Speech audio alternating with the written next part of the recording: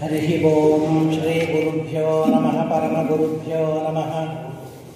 ಶ್ರೀಮದಾನಂದತೀರ್ಥ ಭಗವತ್ಪಾದಾಚಾರ್ಯ ಗುರುಭ್ಯೋ ನಮಃ.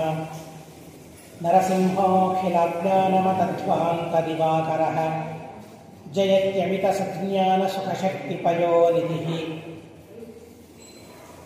ಕೃಷ್ಣಾಯ ವಾಸುದೇವಾಯ ಹರಯೇ ಪರಮಾತ್ಮನೇ ಪ್ರಣತಃ ಕ್ಲೇಶನಾಶಾಯ ಗೋವಿಂದಾಯ ನಮೋ ನಮಃ. ಕಲ್ಯಾಣಾದ್ಭುತಗಾತ್ರಾಯ ಕಾಮಿತಾರ್ಥಪ್ರದಾಯಿನೇ ಶ್ರೀಮದ್ವೆಂಕಟನಾಥಾಯ ಶ್ರೀನಿವಾಸಾಯ ತೇ ನಮಃ. ವ್ಯಾಸಾಯ ಭವನಾಶಾಯ ಶ್ರೀಶಾಯ ಗುಣರಾಶಯೇ ಹೃದ್ಯಾಯ ಶುದ್ಧವಿದ್ಯಾಯ ಮಧ್ವಾಯ ಚ ನಮೋ ನಮಃ.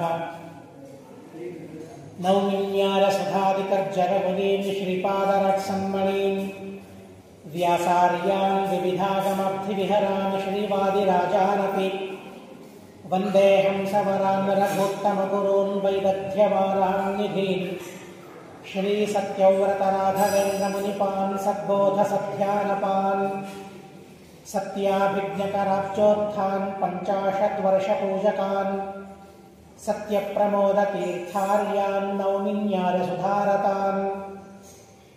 ಶಾಸ್ತ್ರೇಷು ಪಾರದರ್ಶ್ವಾನಂ ಶಾಸ್ತ್ರಜ್ಞೇಷು ಚ ವತ್ಸಲಂ ದೀನಭಕ್ತೋದ್ಧಾರಕರಂ ಸತ್ಯಾತ್ಮಾನಂ ಗುರುಂ ಭಜೆ. ವಿದ್ಯಾಪೀಠವಿಧಾತಾರಂ ವಿದ್ಯಾವಾರಿಧಿಚಂದಿರಂ ವಿದ್ಯಾರ್ಥಿವತ್ಸಲಂ ವಂದೇ ಮಹಾಮಹಿಮಸದ್ಗುರುಂ.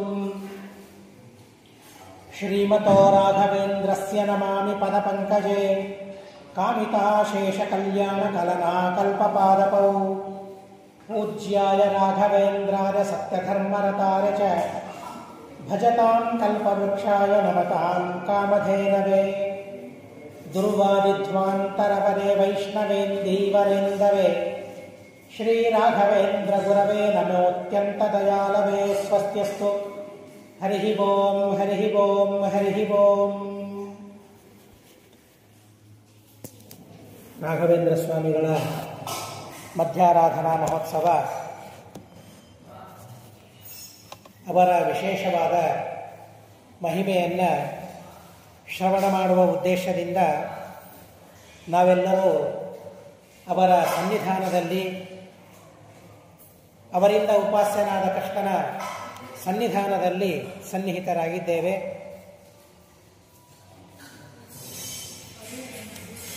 ಏನು ಹೇಳಬೇಕು ಅಂತ ಪೂರ್ಣವಾಗಿ ನಾನೇನು ಪ್ರಿಪೇರ್ ಆಗಿಲ್ಲ. ಆದರೆ ಎಷ್ಟು ಪ್ರಿಪೇರ್ ಆದರೂ ಅಷ್ಟೇನೆ. ಗುರುಗಳ ಬಗ್ಗೆ, ಹಿರಿಯರ ಬಗ್ಗೆ, ದೇವತೆಗಳ ಬಗ್ಗೆ, ದೇವರ ಬಗ್ಗೆ ಹೇಳಬೇಕು ಅಥವಾ ಕೇಳಬೇಕು ಅನ್ನೋ ಉದ್ದೇಶದಿಂದ ನಾವು ಎಷ್ಟು ಸಿದ್ಧತೆಯನ್ನು ಮಾಡಿಕೊಂಡರೂ ಕೂಡ ಅಷ್ಟೇ ಆಗ್ತದೆ. ಆದರೂ ರಾಘವೇಂದ್ರ ಸ್ವಾಮಿಗಳ ಅವರ ಮಹಿಮೆಯನ್ನು ತಿಳಿಯುವ ಪ್ರಯತ್ನವನ್ನು ಮಾಡೋಣ. ರಾಘವೇಂದ್ರ ವಿಜಯದಲ್ಲಿರುವ ಅನೇಕ ವಿಷಯಗಳನ್ನು, ಅವರ ಯಾತ್ರೆ ಮಾಡಿರುವ ವಿಷಯಗಳು, ನಾನಾ ತರಹದ ವಿಷಯಗಳನ್ನು ನಿನ್ನೆ ನಾವು ಕೇಳಿದ್ದೇವೆ. ರಾಘವೇಂದ್ರರ ಬಗ್ಗೆ ಮಾತನಾಡಬೇಕಾದರೆ ಯಾವ ತರಹದ ಸಿದ್ಧಿಯನ್ನು ಪಡೆದಿರಬೇಕು ಅಂತ ಕವಿಗಳು ಹೇಳ್ತಾರೆ. ದೇವರ ಅನುಗ್ರಹ ಬೇಕು, ಎಲ್ಲರ ಅನುಗ್ರಹವೂ ಇರಬೇಕು. ದೊಡ್ಡವರ ಬಗ್ಗೆ ಮಾತನಾಡಬೇಕಾದರೆ ಆಚೆ ಈಚೆ ಆಗಬಾರದು, ಏರುಪೇರು ಆಗಬಾರದು. ಸರಿಯಾಗಿ ಅವರ ಬಗ್ಗೆ ತಿಳಿದಿರಬೇಕು, ಸರಿಯಾಗಿ ಅವರ ಬಗ್ಗೆ ಹೇಳಬೇಕು. ಹೇಗೋ ಹಾಗೆ ಹೇಳೋದು ಅಲ್ವೇ ಅಲ್ಲ. ಗುರುಗಳ ಮಹಿಮೆ ಇದರಿಂದ ಆಗ್ತದೆ ಅಂತ ಹೇಳಿ ಸುಳ್ಳು ಕಥೆಗಳನ್ನು ಹೇಳಿ ಯಾರನ್ನೂ ದೊಡ್ಡವರನ್ನು ಮಾಡುವ ಅವಶ್ಯಕತೆ ಇಲ್ಲವೇ ಇಲ್ಲ. ಅದರಲ್ಲೂ ರಾಘವೇಂದ್ರ ಸ್ವಾಮಿಗಳಂತಹ ಮಹಾನುಭಾವರ ಚರಿತ್ರೆಯನ್ನು ಹೇಳಬೇಕಾದರೆ ಕಟ್ಟುಕಥೆಗಳನ್ನು ಹೇಳಿ ಯಾಕೆ ಅವರನ್ನು ದೊಡ್ಡವರನ್ನು ಮಾಡಬೇಕು? ಅಂಥ ಪ್ರಸಂಗವೇ ಇಲ್ಲ. ಅಂಥ ಮಹಾನುಭಾವರು ಅವರ ಚರಿತ್ರೆಯನ್ನು ಹೇಳಲಿಕ್ಕೆ ಮೊದಲಿಗೆ ನೃಸಿಂಹದೇವರ ನಖಸ್ತುತಿಯನ್ನು ಮಾಡ್ತಾರೆ ಕವಿಗಳು. ನಖ ಉಗುರುಗಳು ದುಷ್ಟರನ್ನು ಸಂಹಾರ ಮಾಡಲು ಸಮರ್ಥ. ಪರಮಾತ್ಮನ ನಖಗಳು ಸಾಕು, ಬೇರೆ ಏನೂ ಬೇಕಾಗಿಲ್ಲ. ಖ ಅಂದರೆ ಆಕಾಶ ಅಂತ ಅರ್ಥ. ನ ಖ ಅಂದರೆ ದೇವರ ಉಗುರು, ಅದಕ್ಕೂ ಕೂಡ ಆಕಾಶ ಸಾಕಾಗೋದಿಲ್ಲ. ನ ವಿದ್ಯತೆ ಖಂ, ದೇವರಿಗೆ ಅಲ್ಲ, ದೇವರು ಸರ್ವತ್ರ ವ್ಯಾಪ್ತನಾಗಿದ್ದಾನೆ, ಆ ವಿಷಯದಲ್ಲಿ ಸರ್ವಥಾ ವಿಚಾರವೇ ಇಲ್ಲ. ಆದರೆ ದೇವರ ಅವಯವಗಳೂ ಕೂಡ ಸರ್ವತ್ರ ವ್ಯಾಪ್ತ ಅಂತ, ದೇವರ ಉಗುರು ದೇವರ ಅವಯವವೂ ದೇವರೇ, ದೇವರಂತೆಯೇ, ಏನೂ ಅದಕ್ಕೆ ವ್ಯತ್ಯಾಸ ಇಲ್ಲ. ಆ ರೀತಿಯಾಗಿ ನಾವು ಹೇಳ್ತೇವೆ, ಪೂರ್ಣಮದ ಪೂರ್ಣಮಿದಂ ಪೂರ್ಣಾತ್ ಪೂರ್ಣಮುದಚ್ಯತೆ ಪೂರ್ಣಸ್ಯ ಪೂರ್ಣಮಾದಾಯ ಪೂರ್ಣಮೇವಾವಶಿಷ್ಯತೆ ಅಂತ ಹೇಳ್ತೇವೆ. ಹೀಗಾಗಿ ಆ ನಖ ಅಂದರೆ ಈ ಆಕಾಶದಲ್ಲಿಯೂ ಅದಕ್ಕೆ ಸ್ಥಳ ಸಾಕಾಗೋದಿಲ್ಲ, ಭೂತಾಕಾಶ ಅಂತೂ ಸಾಕೇ ಆಗೋದಿಲ್ಲ.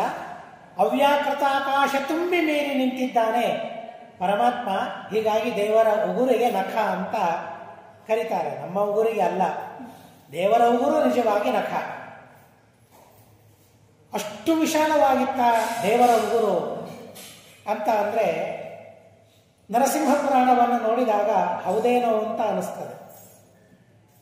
ಹಿರಣ್ಯಕಶಿಪುವನ್ನು ಪರಮಾತ್ಮ ಉಗುರುಗಳಿಂದ ಸಂಹಾರ ಮಾಡುತ್ತಾನೆ.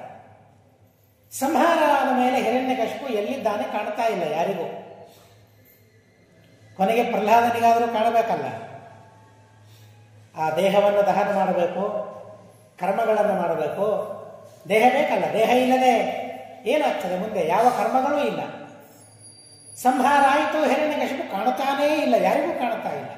ಅದೃಶ್ಯನಾದ್ನ, ಎಲ್ಲಿ ಹೋದ ಅಂತ ಎಲ್ಲರಿಗೆ ಸ್ವಲ್ಪ ಹೊತ್ತು ಮುಹೂರ್ತ ಕಾಲ ಎಲ್ಲವೂ ವಿಚಿತ್ರ ಅನ್ನಿಸ್ತು, ಎಲ್ಲವೂ ಆಶ್ಚರ್ಯ ಅನ್ನಿಸ್ತು, ಎಲ್ಲವೂ ಸ್ತಬ್ಧವಾಯಿತು. ದೇವರು ನೋಡಿದ ಆ ಸ್ವಲ್ಪ ಹೊತ್ತು ಎಲ್ಲರ ಮುಖದಲ್ಲಿರುವ ಆ ಭಾವನೆಯನ್ನು ಗಮನಿಸಿ ಕೊನೆಗೆ ತನ್ನ ಉಗುರುಗಳನ್ನು ಹೀಗೆ ಝಾಡಿಸ್ತಾನಂತೆ. ಝಾಡಿಸಿದಾಗ ಆ ಉಗುರಿನ ಒಳಗೆ ಸಿಗಿಬಿದ್ದ ಹಿರಣ್ಯಕಶಿಪುವಿನ ದೇಹ ಕೆಳಗೆ ಬೀಳುತ್ತದೆ ಅಂತ ಹೇಳ್ತಾರೆ. ಆದರೆ ನಮ್ಮ ಉಗುರಲ್ಲಿ ಹೇಗೆ ಹೊಲಸು ಸಿಕ್ಕಿರ್ತದೆ, ಅದನ್ನು ಏನೇನೋ ಮಾಡಿ ತೆಗಿತಾ ಇರ್ತೇವೆ, ಯಾವಾಗಲೂ ಬೇರೆ ಕೆಲಸ ಇರೋದಿಲ್ಲಲ್ಲ, ಅದೇ ಕೆಲಸ ಮಾಡ್ತಾ ಇರ್ತೇವೆ. ಹಾಗೆ ದೇವರು ಹೀಗೆ ಝಾಡಿಸ್ತಾನಂತೆ. ಝಾಡಿಸಿದಾಗ ಅದು ದೇಹ ಕೆಳಗೆ ಬೀಳುತ್ತದೆ. ನಖ ಅಷ್ಟು ದೊಡ್ಡದು ದೇವರ ಉಗುರು, ವ್ಯಾಪ್ತ ಅಂತ ಅನ್ನೋದನ್ನು ತಿಳಿಸೋದಕ್ಕಾಗಿ. ಅಥವಾ ನನಗೆ ಹಿರಣ್ಯಕಶಿಪು ಏನೂ ಅಲ್ಲ, ಪರಮಾಣು, ಇಡೀ ಲೋಕಗಳನ್ನು ಗೆದ್ದಿದ್ದಾನೆ. ಎಲ್ಲ ದೇವತೆಗಳನ್ನು ಗೆದ್ದಿದ್ದಾನೆ, ಒಬ್ಬರನ್ನು ಬಿಟ್ಟಿಲ್ಲ. ಬ್ರಹ್ಮದೇವರ ವರ, ಈಗ ಯಾವ ದೇವರು ಎದುರು ಮಾತಾಡಲಿಲ್ಲ. ನೋಡ್ರಿ, ದೇವತೆಗಳಿಗೆ ಬ್ರಹ್ಮದೇವರ ಮೇಲೆ ಎಂಥ ವಿಶ್ವಾಸ ನೋಡಿ. ಗುರುಗಳು, ಬ್ರಹ್ಮದೇವರು ಗುರುಗಳು. ಯದ್ಯಪಿ ಬೃಹಸ್ಪತ್ಯಾಚಾರ್ಯರು ದೇವಗುರುಗಳು, ಆದರೆ ಪುರಾಣಗಳಲ್ಲೇ ಬರ್ತದೆ ದೇವತೆಗಳಿಗೆಲ್ಲ ಮೂಲ ಗುರುಗಳು ಬ್ರಹ್ಮದೇವರು. ನಮಗೆಲ್ಲರಿಗೂ ಎಲ್ಲರಿಗೂ ಜಗದ್ಗುರುತ್ವಮಾದಿಷ್ಟಮಯಾತೆ ಕಮಲೋದ್ಭವ, ಜಗದ್ಗುರುತ್ವವನ್ನು ಬ್ರಹ್ಮದೇವರಿಗೆ ಕೊಟ್ಟಿದ್ದಾರೆ. ಹೀಗಾಗಿ ಅಂತಹ ಮಹಾಸಮರ್ಥರಾದ ಬ್ರಹ್ಮದೇವರು ಕೊಟ್ಟವರ. ಹೀಗಾಗಿ ನಮ್ಮ ಶತ್ರು ನಮ್ಮನ್ನು ಗೆಲ್ಲೋದಕ್ಕಾಗಿ ಬಂದರೂ ಕೂಡ ಬ್ರಹ್ಮದೇವರ ಮೇಲಿನ ಗೌರವದಿಂದಾಗಿ ಎಲ್ಲರೂ ಸತ್ತು ಹೋಗಿದ್ದಾರೆ. ಇಲ್ಲೇ ಹೋದರೆ ತಾವು ಬ್ರಹ್ಮದೇವರಿಗೆ ಹೋಗಿ ಪ್ರತ್ಯೇಕವಾದ ಮನವಿಯನ್ನು ಮಾಡಿ ತಾವು ಗೆಲ್ಲಬಹುದಾಗಿತ್ತಲ್ಲ. ಅವರಿಗೆ ವರವನ್ನು ಕೊಟ್ಟಿದ್ದೀರಿ, ನೀವು ನಮಗೂ ಕೊಡಿ ಅಂತ ಹೇಳ್ಬೋದಾಗಿತ್ತಲ್ಲ. ಅಲ್ಲ, ಬ್ರಹ್ಮದೇವರು ಮಾತು ಕೊಟ್ಟಿದ್ದಾರೆ, ಸತ್ಯವಾಗಬೇಕು. ಅದು ಎಲ್ಲಿಯ ತನಕ ಸತ್ಯ ಆಗಬೇಕು ಅಂತ ಬ್ರಹ್ಮದೇವರಿಗೆ ಅಪೇಕ್ಷೆ ಇದೆ, ಅಲ್ಲಿ ತನಕ ಸತ್ಯವಾಗಲೇಬೇಕು. ಈಗ ಯಾವ ದೇವತೆಗಳು ಎದುರು ಹೋಗಲಿಲ್ಲ ಹಿರಣ್ಯಕಶಿಪುವಿಗೆ. ಅಂಥ ಸಮರ್ಥ. ಆದರೆ ನನ್ನ ಊರಲ್ಲಿ ಸಿಕ್ಕಾಗ ಅವನು ಹೇಗಾಗ್ತಾನೆ? ನನ್ನ ಊರಿಗೆ ಬಂದಾಗ ಅಲ್ಲ, ನನ್ನ ಉಗುರಿಗೆ ಸಿಕ್ಕಾಗ ಅವನು ಹೇಗಾಗ್ತಾನೆ? ಶಿಶುಪಾಲ ವಧದಲ್ಲಿ ಹಿರಣ್ಯಕಶಿಪುವಿನ ಸಂಹಾರ ಮಾಡಬೇಕಾದ್ರೆ ತುಂಬ ರೋಚಕವಾಗಿ ವರ್ಣನೆ ಮಾಡ್ತಾರೆ. ಉಗುರು ಅದೇನು ಆಯುಧವ? ಸಣ್ಣದಿದ್ದಾಗ ನಮಗೆ ಗೊತ್ತಾಗೋದಿಲ್ಲ, ದೊಡ್ಡದು ಬೆಳೆಸಿದಾಗ ಗೊತ್ತಾಗ್ತದೆ. ಏನಾದರೂ ಬಡಿತು ಅಂತಂದರೆ ಅದು ಮುರಿದು ಹೋಗ್ತದೆ.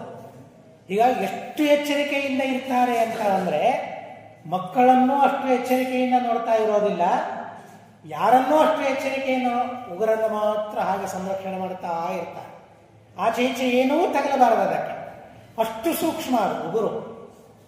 ಅಂಥ ಸೂಕ್ಷ್ಮವಾದ ಉಗುರುಗಳಿಂದ ಹಿರಣ್ಯಕಶಿಪುವನ್ನು ಸಂಹಾರ ಮಾಡಿದ. ದೇವರು ಎಂಥ ಸಮರ್ಥ ಅದನ್ನು ತಿಳಿದುಕೊಳ್ಳ್ರಿ ಅಂತ ಹೇಳ್ತಾರೆ.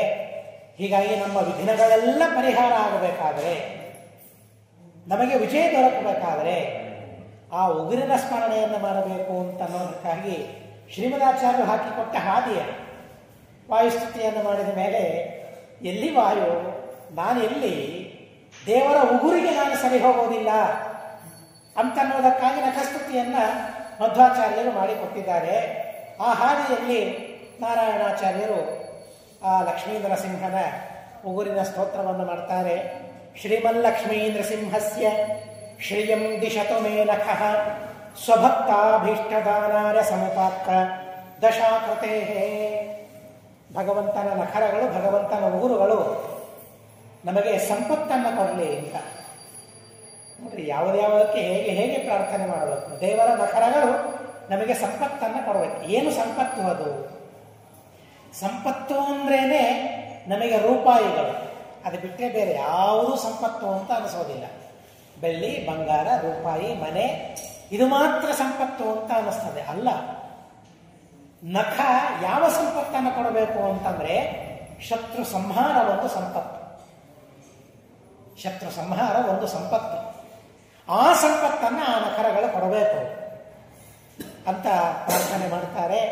ನಮ್ಮಲ್ಲಿರುವ ಲೋಪಗಳು, ನಮ್ಮಲ್ಲಿರುವ ದೋಷಗಳು, ಕಾಮಾದಿ ಶತ್ರುಗಳು, ಅವುಗಳನ್ನು ಗೆದ್ರೆ ನಾವು ಗುರುಗಳ ಬಗ್ಗೆ ಹೇಳಲಿಕ್ಕಾಗ್ತದೆ, ಅವುಗಳನ್ನು ಗೆದ್ರೆ ದೇವರ ಬಗ್ಗೆ ಹೇಳಲಿಕ್ಕೆ ಆಗ್ತದೆ. ನಮ್ಮ ಕಾಮಾದಿಗಳು ಹಿರಣ್ಯಕಶಿಪು ಇದ್ದಂತೇನೆ, ಹಿರಣ್ಯಕಶಿಪಿಗಿಂತಲೂ ಹೆಚ್ಚು. ಬ್ರಹ್ಮದೇವರು ಅವಧ್ಯತ್ವರವನ್ನು ಹಿರಣ್ಯಕಶಿಪಿಗೆ ಕೊಟ್ಟಿದ್ದಾನಲ್ಲ, ಕಾಮಾದಿಗಳಿಗೂ ಅವಧ್ಯತ್ವರ ಇದೆ ಇಲ್ವಾ? ಕಾಮಾದಿಗಳ ಸಂಹಾರ ಆಗ್ತದ? ಯಾರಾದರೂ ಕಾಮವನ್ನು ಸಂಹಾರ ಮಾಡಲಿಕ್ಕಾಗ್ತದ? ಕಾಮವನ್ನು ಸಾಯಿಸಲಿಕ್ಕೆ, ಕ್ರೋಧವನ್ನು ಸಾಯಿಸಲಿಕ್ಕೆ? ಹಿರಣ್ಯಕಶಿಪು ಮುಂತಾದ ದೈತ್ಯರು ಇಷ್ಟೇ ಅವಧ್ಯರಲ್ಲ, ಕಾಮಾದಿ ರೂಪಗಳಿಂದ ಅವರಿದ್ದಾರಲ್ಲ ಅವಧ್ಯರೇ. ಯಾರು ಸಂಹಾರ ಮಾಡಲಿಕ್ಕಾಗ್ತದೆ? ನಮಗಾಗ್ತದ? ಒಂದು ದಿವಸ ಅಲ್ಲ, ಒಂದು ಕ್ಷಣ ಆದರೂ ಆಗ್ತದ? ಯಾವುದಾದ್ರೂ ಒಂದು ಭಾವನೆ ಇದ್ದೇ ಇರ್ತದೆ. 6ರಲ್ಲಿ 6 ಇರ್ತದೆ ನಮ್ಮಲ್ಲಿ ಪೂರ್ಣ. ಎಲ್ಲಿಯಾದರೂ ನಾವು ಉತ್ತೀರ್ಣರಾಗಬೇಕಾದ್ರೆ 100ಕ್ಕೆ 100 ನಮಗೆ ಮಾರ್ಕ್ಸ್ ಬರಬೇಕಾದರೆ ಕಾಮಾದಿಗಳ ವಿಷಯದಲ್ಲಿ 100ಕ್ಕೆ 100 ಮಾರ್ಕ್ಸ್ ನಮಗೆ ಬರ್ತದೆ. ಯಾವಾಗಲೂ 6 ಇದ್ದೇ ಇರ್ತದೆ ನಮ್ಮಲ್ಲಿ. ಕಾಮ, ಕ್ರೋಧ, ಲೋಭ, ಮೋಹ, ಮದ, ಮತ್ಸರ, 6 ಗುಣಗಳು ಇದ್ದೇ ಇರ್ತದೆ.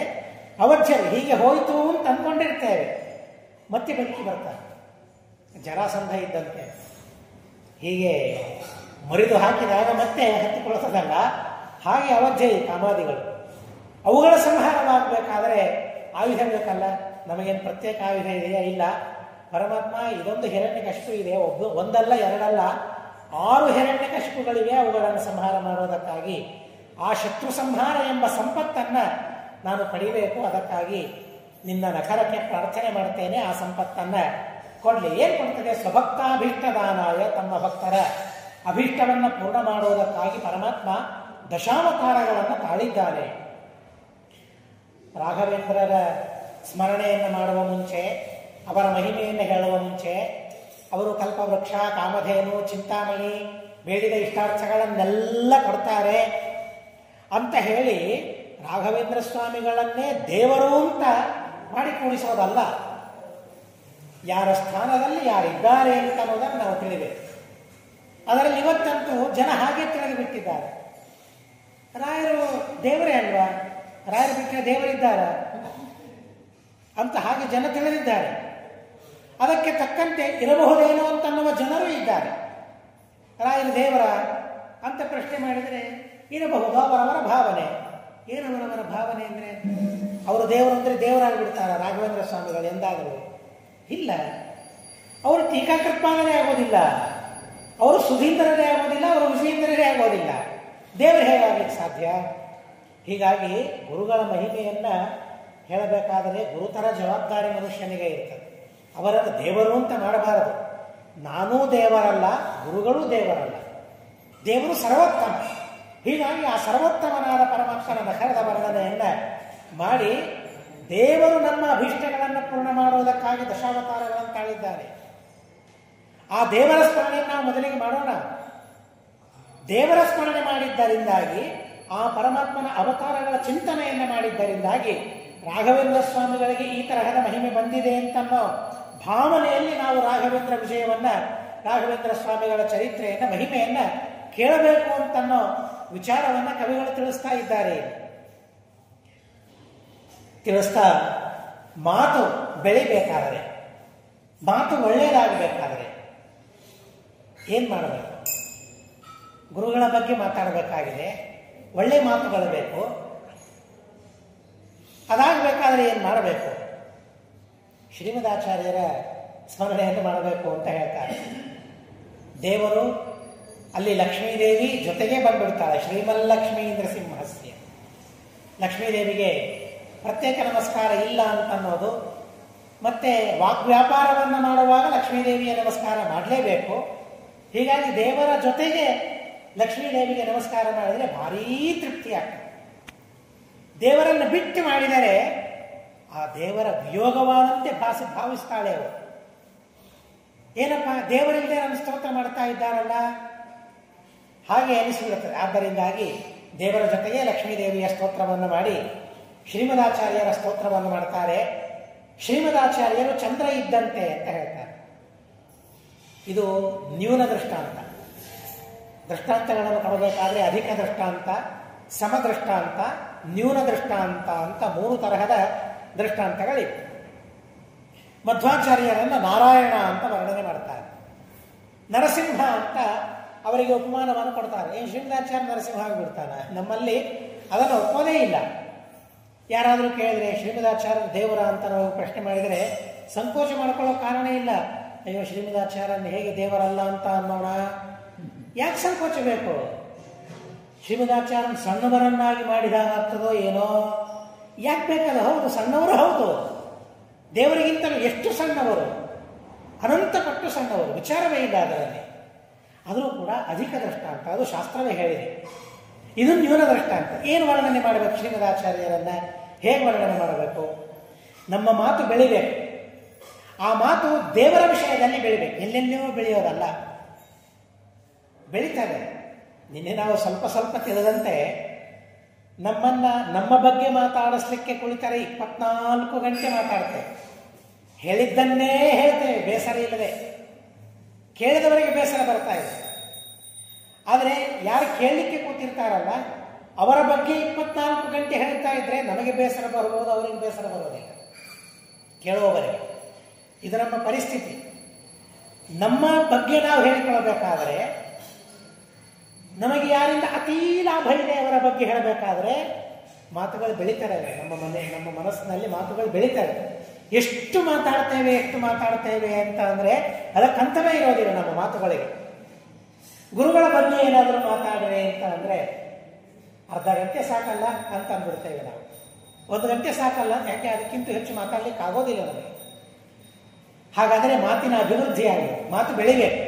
ಅದು ಒಂದು ಸಂಪತ್ತು. ವಾಗಭಿವೃದ್ಧಿ ಅಂತನೋ ಒಂದು ಸಂಪತ್ತು, ಶತ್ರು ಸಂಹಾರ ಒಂದು ಸಂಪತ್ತು. ಆ ಮಾತಿನ ಅಭಿವೃದ್ಧಿ ಆಗಬೇಕಾದರೆ ಏನಾದರೂ ದೇವರ ಬಗ್ಗೆ, ಗುರುಗಳ ಬಗ್ಗೆ, ತತ್ವಗಳ ಬಗ್ಗೆ ನಾವು ಹೇಳಲಿಕ್ಕೆ ಪ್ರಾರಂಭ ಮಾಡಿದರೆ ನಮ್ಮ ಮಾತು ಬೆಳೀತಾ ಬೆಳೀತಾ ಹೋಗ್ಬೇಕು. ಶುದ್ಧವಾಗಿರ್ಬೇಕು ಆ ಮಾತು. ಕೇಳುವವರಿಗೆ ಆನಂದವಾಗಬೇಕು ಆ ಮಾತುಗಳಿಂದ. ಒನ್ಸ್ ಮೋರ್ ಅನ್ನಬೇಕು. ಬ್ರಹ್ಮದೇವರು ಮಾತಾಡಿದರಂತೆ, ಮಹಾಭಾರತದಲ್ಲಿ ಬರ್ತದೆ. ಬ್ರಹ್ಮದೇವರು ಮಾತಾಡಿದರಂತೆ. ಹೇಗಿತ್ತು ಮಾತು? ಬಹಳ ಸುಂದರವಾಗಿ ಹೇಳ್ತಾರೆ ಮಹಾಭಾರತದಲ್ಲಿ. ಸತ್ಯಂ ಅರ್ಥ್ಯಂ ಅಂತ ಹೇಳ್ತಾರೆ, ಪಥ್ಯಂ.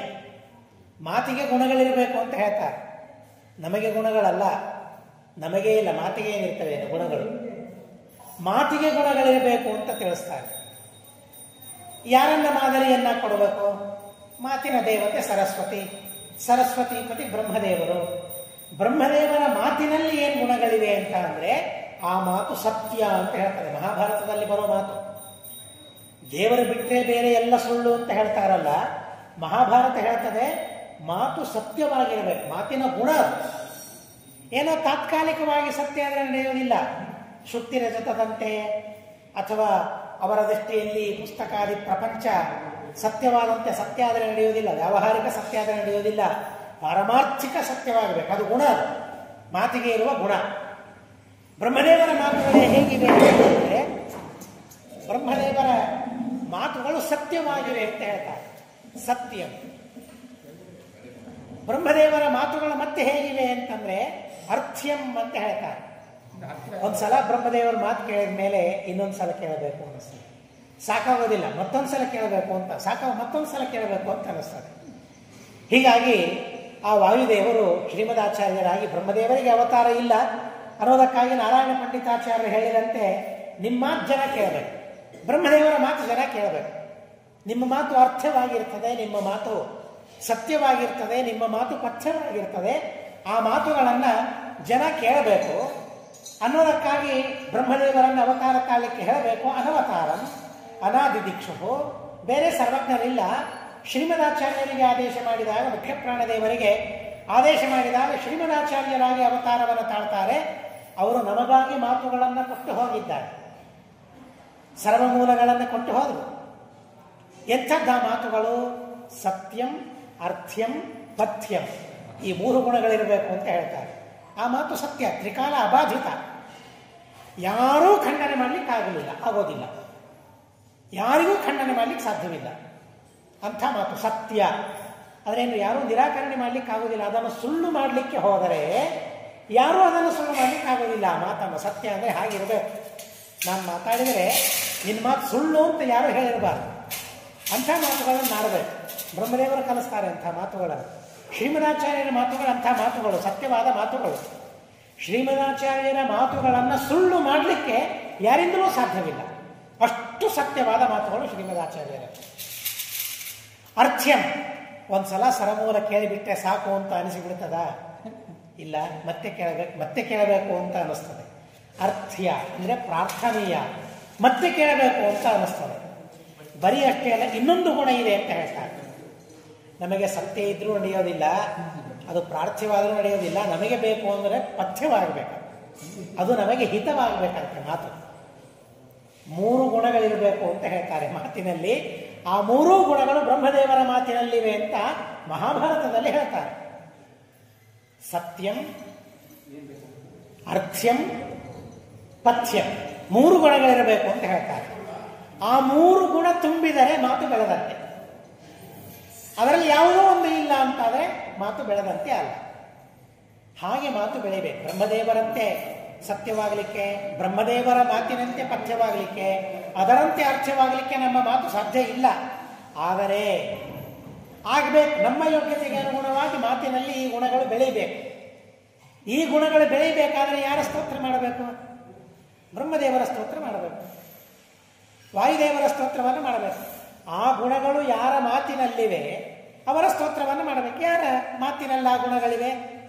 ಬ್ರಹ್ಮದೇವರ ಮಾತಿನಲ್ಲಿ, ಮುಖ್ಯ ಪ್ರಾಣದೇವರ ಮಾತಿನಲ್ಲಿ, ಮಧ್ವಾಚಾರ್ಯರ ಮಾತಿನಲ್ಲಿ ಆ ಗುಣಗಳಿವೆ ಅಂತ ಅನ್ನೋದಕ್ಕಾಗಿ ಶ್ರೀಮದಾಚಾರ್ಯರ ಸ್ತೋತ್ರವನ್ನು ಮಾಡ್ತಾರೆ. ವಾಗಭಿವೃದ್ಧಿಗೆ ಶ್ರೀಮದಾನಂದ ತೀರ್ಥೇಂದು ಭಾಸನಂ ಮಮ ಮಾನಸೆ ಆಶಾಸೆ ಸಾಧು ಶಬ್ದಾರ್ಥ ಸರಿದೀಶಾಭಿವೃದ್ಧಯೇ. ಮಾತು ಹೇಗಿರಬೇಕು ಅಂದರೆ ಸಮುದ್ರದಂತೆ ಆಗಬೇಕಂತೆ. ಮಾತಿಗೆ ಅಂತ ಇರಬಾರದು, ಮಾತಿಗೆ ಕೊನೆ ಅಂತ ಅನ್ನೋದು ಇರಬಾರದು. ಆ ರೀತಿಯಾಗಿ ಮಾತುಗಳು ಸಮುದ್ರದಂತೆ ಆಗಬೇಕು ನಮ್ಮಲ್ಲಿ. ಬರೀ ಸಮುದ್ರದಂತೆ ಆಗೋದಲ್ಲ, ಸರಿದೀಶ ಅಂದರೆ ಸಮುದ್ರ. ಯಾವುದು ಸರಿದೀಶ? ಸಾಧು ಶಬ್ದಾರ್ಥ ಸರಿದೀಶ.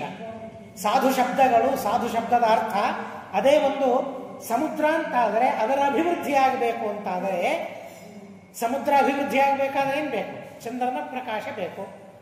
ಹುಣ್ಣಿಮೆಯ ಪ್ರಕಾಶ ಇದ್ದರೆ ಸರಿದೀಶನ ಅಭಿವೃದ್ಧಿ. ಹಾಗೆ ಶ್ರೀಮದಾಚಾರ್ಯರೆಂಬ ಅವರ ಮಾತುಗಳೆಂಬ ಚಂದ್ರನ ಅಭಿವೃದ್ಧಿಯಾದರೆ, ಚಂದ್ರನ ಬೆಳಕು ಬಿದ್ದರೆ ಸಮುದ್ರದ ಅಭಿವೃದ್ಧಿ ಆಗ್ತದೆ, ನಮ್ಮ ಮಾತಿನ ಅಭಿವೃದ್ಧಿ ಆಗ್ತದೆ.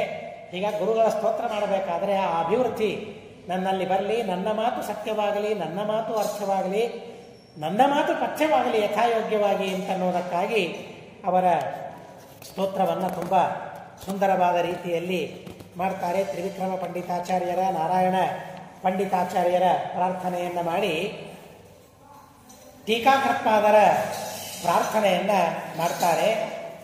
ಆದರೆ ಮೇಲ್ನೋಟಕ್ಕೆ ಈ ಕಾವ್ಯದಲ್ಲಿ ಟೀಕಾಕೃತ್ಪಾದರ ಸ್ತೋತ್ರ ಮಾಡಿಲ್ಲ ಅಂತಲೇ ಅನ್ನಿಸ್ತದೆ.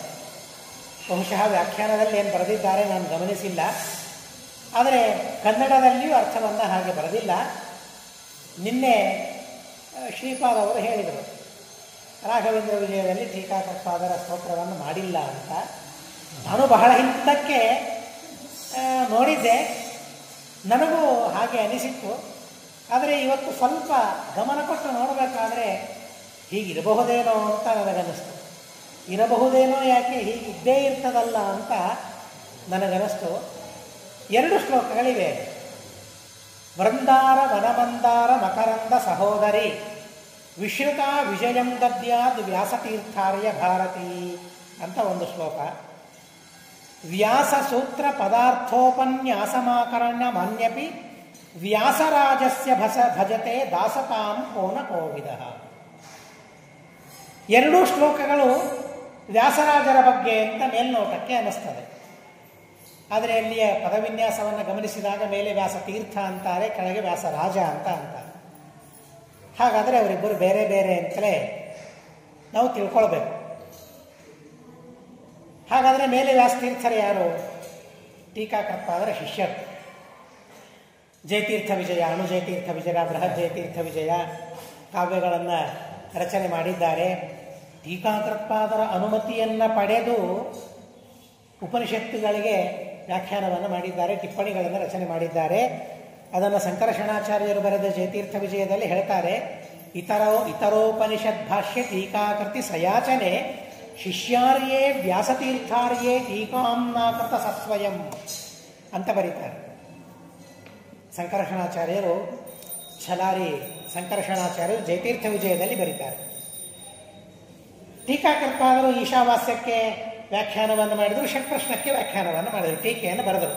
ಷಟ್ಪ್ರಶ್ನ ಭಾಷ್ಯಕ್ಕೆ ಈಶಾವಾಸ್ಯ ಭಾಷ್ಯ, ಷಟ್ಪ್ರಶ್ನ ಭಾಷ್ಯಕ್ಕೆ ಟೀಕೆಯನ್ನು ಬರೀತಾ ಇದ್ದಾರೆ, ಬರೆದಿದ್ದಾರೆ. ಅಷ್ಟರಲ್ಲಿ ವ್ಯಾಸತೀರ್ಥರು ಟೀಕಾಕೃತ್ಪಾದರಿಂದ ಅಧ್ಯಯನ ಮಾಡಿ ಉಳಿದ ಉಪನಿಷತ್ತುಗಳಿಗೂ ವ್ಯಾಖ್ಯಾನವನ್ನು ಬರೆದಿದ್ದರಂತೆ.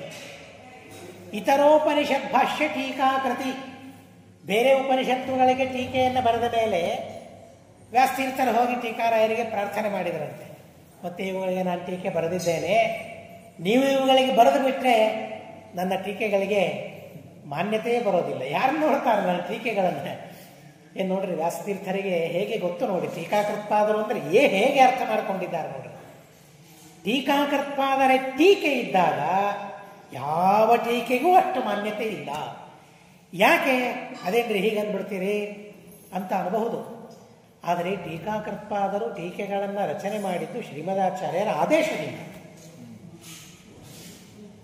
ಯಾರು ವ್ಯಾಖ್ಯಾನ ಮಾಡ್ತಾರೆ ಗಂಭೀರವಾದ ನಿಮ್ಮ ಗ್ರಂಥಗಳಿಗೆ ಅಂತ ಶಿಷ್ಯರೆಲ್ಲ ಕೇಳಿದಾಗ ವ್ಯಾಖ್ಯಾಸ್ಯತ್ಯೇಷ ಘೋರ, ಈ ಎಲ್ಲ ಕಥೆಗಳು ಕಟ್ಟುಕಥೆಗಳು ಅಂತ ಹೇಳ್ತಾರೆ. ಹಾಗಾದ್ರೆ ಎಲ್ಲವೂ ಕಟ್ಟುಕಥೆ, ಯಾವುದು ಬೇಡ ಬೇಡ. ಶ್ರೀಮದಾಚಾರ್ಯರು ಕಟ್ಟುಕಥೆ. ಯಾಕೆ ಗೊತ್ತಾ? ಅಂದ್ರೆ ನಿಮ್ಮವರು ಹೇಳಿದ್ದಾರೆ, ಅಲ್ಲ ಯಾವುದು ಬೇರೆಯವರು ಹೇಳಿದ್ದಾರೆ. ಏನು ದ್ವೈತವನ್ನು ಅದ್ವೈತಿಗಳು ಹೇಳ್ತಾರ? ನಿಮ್ಮವರೇ ಹೇಳಿದ್ದಾರೆ. ನಿಮ್ಮವರು ಹೇಳಿದ್ದಾರೆ, ನಮ್ಮವರು ಹೇಳಿದ್ದಾರೆ ಅಂತ ಅನ್ನೋದು ವಿಷಯ ಅಲ್ಲ.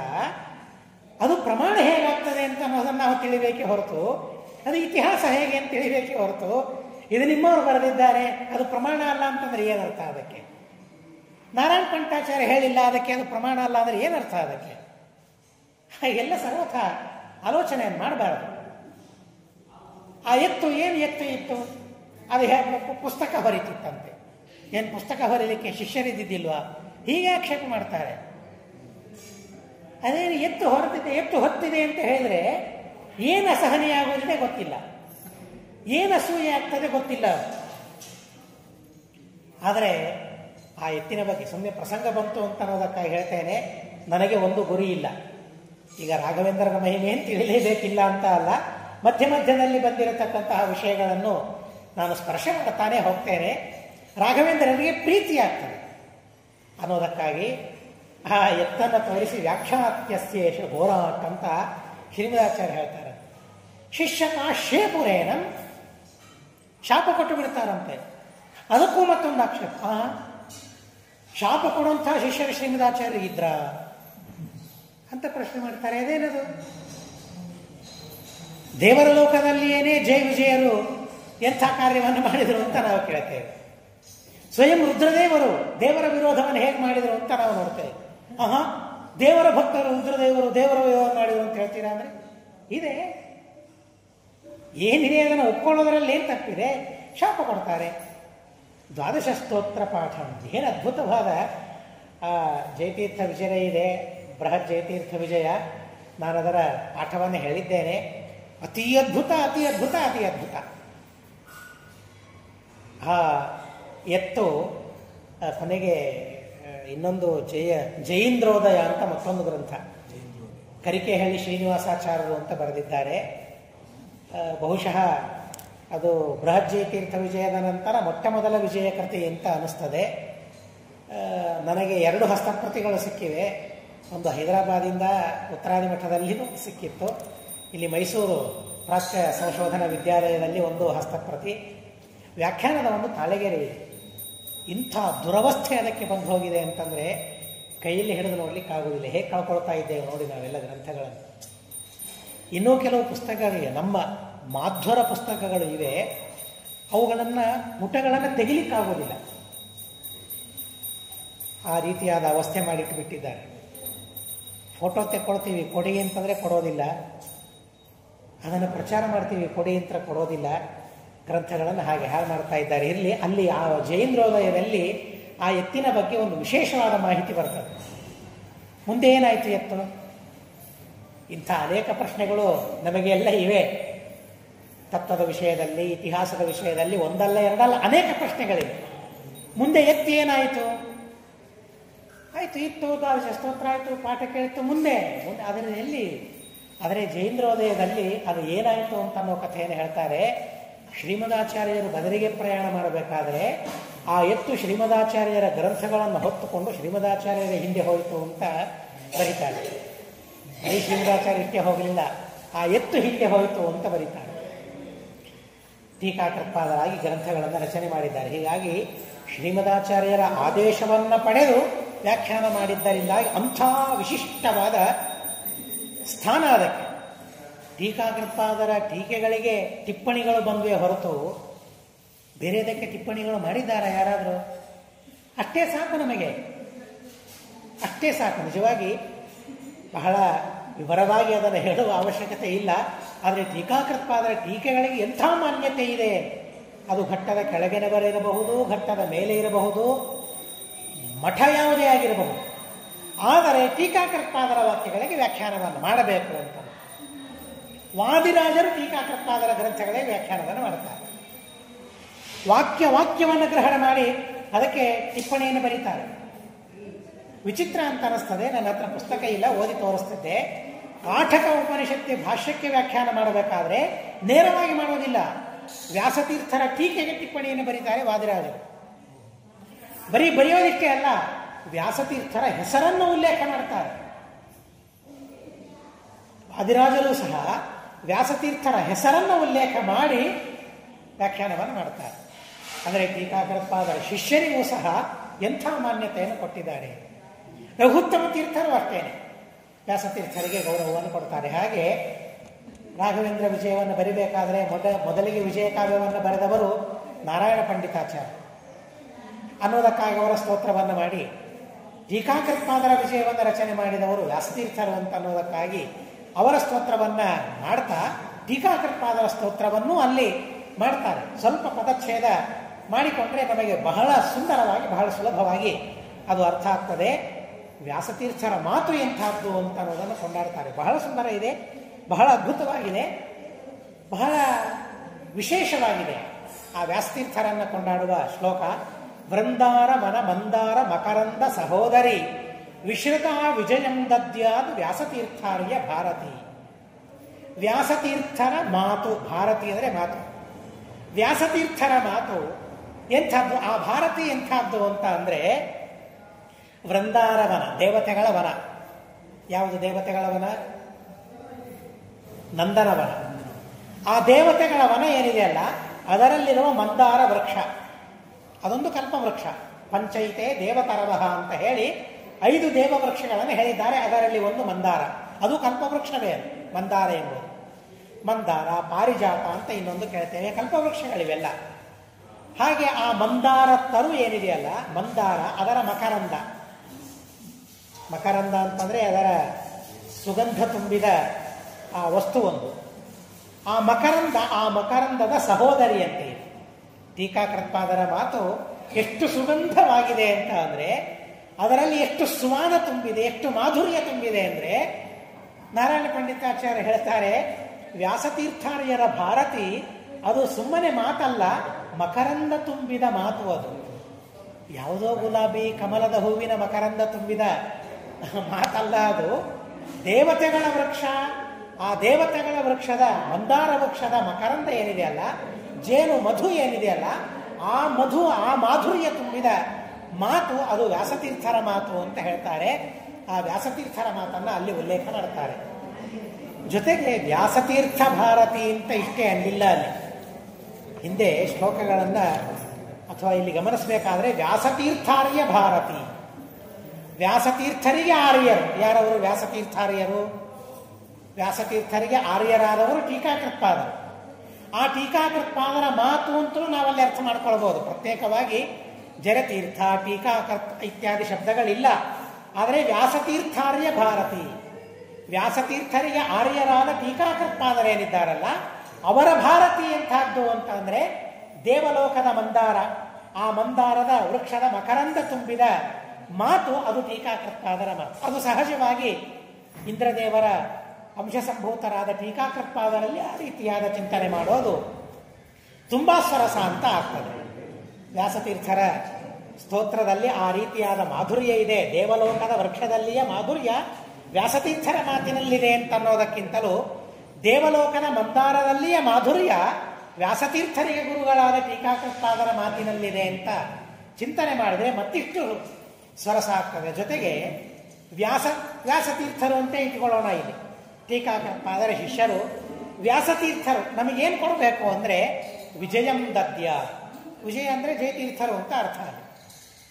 ನಮಗೆ ಟೀಕಾಕೃತ್ಪಾದರು ಬೇಕು. ಯಾವಾಗಲೂ ಅವರು ನಮ್ಮ ಜೊತೆಗೆ ಇರಬೇಕು. ಯಾವಾಗಲೂ ಅವರ ವಾಕ್ಯಗಳ ಜೊತೆಗೆ ನಾವಿರಬೇಕು. ಅವರ ವಾಕ್ಯಗಳು ನೆನಪಾಗಬೇಕು. ನಾವು ಏನೇ ಹೇಳಬೇಕಾದ್ರೆ, ಏನೇ ಮಾತಾಡಬೇಕಾದ್ರೆ, ಯಾವುದೇ ತತ್ವಗಳನ್ನು ನಿರೂಪಣೆ ಮಾಡಬೇಕಾದ್ರೆ, ಯಾವುದೇ ತತ್ವವನ್ನು ನಾವು ಪ್ರತಿಪಾದನೆ ಮಾಡಬೇಕಾದ್ರೆ ಟೀಕಾಕೃತ್ಪಾದರ ಮಾತುಗಳು ನಮಗೆ ನೆನಪಾಗಬೇಕು. ಹೀಗೆ ಟೀಕಾಕೃತ್ಪಾದರು ಹೇಳಿದ್ದಾರೆ, ಆದ್ದರಿಂದ ಹೀಗೆ ಇದನ್ನು ಉಪಪಾದನೆ ಮಾಡಬೇಕು ಅಂತ ಅವರ ಮಾತುಗಳು ನಮಗೆ ನೆನಪಾಗಬೇಕು ಅಂತ ಅನ್ನೋದಕ್ಕಾಗಿ ವಿಶ್ರುತ ವ್ಯಾಸತೀರ್ಥಾರ್ಯ ಭಾರತಿ ವಿಜಯಂ ದದ್ಯ, ನಮಗೆ ಟೀಕಾಕೃತ್ಪಾದರನ್ನು ಕೊಡಲಿ ಅಂತ ರೀತಿಯಾಗಿ ಹೀಗೆ ಸ್ತೋತ್ರ ಮಾಡಿದ್ದಾರೆ ಅಂತ ತಿಳಿಯಬಹುದು ಅಂತ ಅನ್ನಿಸ್ತದೆ. ಮುಂದೆ ರಾಘವೇಂದ್ರ ಸ್ವಾಮಿಗಳ ಸ್ತೋತ್ರ ಮತ್ತು ಪ್ರಾರ್ಥನೆಯನ್ನು ಮಾಡ್ತಾರೆ. ಶ್ರೀಮತೋ ರಾಘವೇಂದ್ರಸ್ಯ ನಮಾಮಿ ಪದ ಪಂಕಜೆ ಕಾಮಿತಾಶೇಷ ಕಲ್ಯಾಣ ಕಲನಾ ಕಲ್ಪಪಾದಪವು. ಶ್ರೀಮದಾಚಾರ್ಯರ ಪಾದ ಪಂಕಜಗಳು, ಪಾದ ಕಮಲಗಳು ಅವು ಹೇಗಿವೆ ಅಂತ ವರ್ಣನೆ ಮಾಡ್ತಾರೆ. ಇವೆಲ್ಲ ಅವರವರ ಅವಯವಗಳ ಗುಣ, ಅವಯವಗಳ ಮಹಿಮೆಯನ್ನು ವರ್ಣನೆ ಮಾಡುವ ಮೂಲಕ ಅವರ ಚರಿತ್ರೆಯನ್ನು ನಮಗೆ ತಿಳಿಸ್ತಾ ಇದ್ದಾರೆ. ರಾಘವೇಂದ್ರ ಸ್ವಾಮಿಗಳ ಪದಪಂಕಜೇ ನಮ ಹೇಳಬೇಕಾದ್ರೆ ಶ್ರೀಮತಃ ಅಂತ ಹೇಳ್ತಾರೆ. ಏನು ಶ್ರೀಮತಃ, ಏನು ಶ್ರೀಮಂತಿಕೆ ಇದೆ ರಾಘವೇಂದ್ರ ಹತ್ತಿರ? ಏನಾದರೂ ಇದೆಯಾ ಶ್ರೀಮಂತಿಕೆ? ಇದು ಸುಳ್ಳಲ್ವಾ? ಅವರು ಎಷ್ಟು ದಾರಿದ್ರ್ಯವನ್ನು ಅನುಭವಿಸಿದ್ದಾರೆ.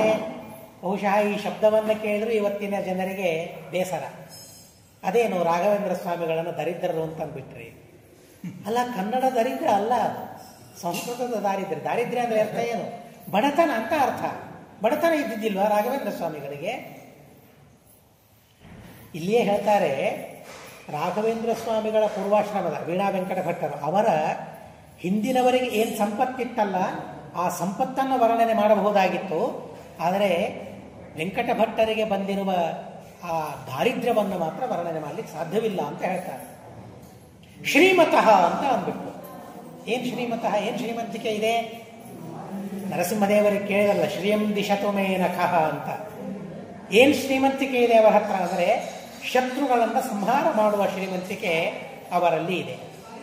ವಾಗಭಿವೃದ್ಧಿ ಎಂಬ ಶ್ರೀಮಂತಿಕೆ ಅವರಲ್ಲಿ ಇದೆ. ಹಿಂದೆ ಏನು ಶ್ರೀಮಂತಿಕೆಯನ್ನು ಕೇಳಿದ್ರಲ್ಲ, ನರಸಿಂಹದೇವರಿಗೆ ಶ್ರೀಮಂತಿಕೆ ಕೊಡು ಅಂತ ಕೇಳಿದರು. ಯಾವ ಶ್ರೀಮಂತಿಕೆ? ಶತ್ರುಗಳ ಸಂಹಾರ ಒಂದು ಶ್ರೀಮಂತಿಕೆ. ಹೋದಲ್ಲೆಲ್ಲ ವಾದಿಗಳನ್ನು ಗೆದ್ದರು ರಾಘವೇಂದ್ರ ಸ್ವಾಮಿಗಳು. ಆ ಶ್ರೀಮಂತಿಕೆ ರಾಘವೇಂದ್ರ ಸ್ವಾಮಿಗಳಲ್ಲಿದೆ. ಹಣ ಇರೋದು ಶ್ರೀಮಂತಿಕೆ ಅಂತ ಅಲ್ಲ, ಇದು ನಿಜವಾದ ಶ್ರೀಮಂತಿಕೆ. ಅದು ಇದೆ ವಾಗಭಿವೃದ್ಧಿ. ಟೀಕಾಕೃತ್ಪಾದರ ಟೀಕೆಗಳಿಗೆ ವ್ಯಾಖ್ಯಾನ ಮಾಡಬೇಕಾದರೆ ಅವರ ಮಾತುಗಳು ಬೆಳೀತಾ ಬೆಳೀತಾ ಬೆಳೀತಾ ಹೋಗ್ತವೆ, ಅಭಿವೃದ್ಧವಾಗ್ತವೆ.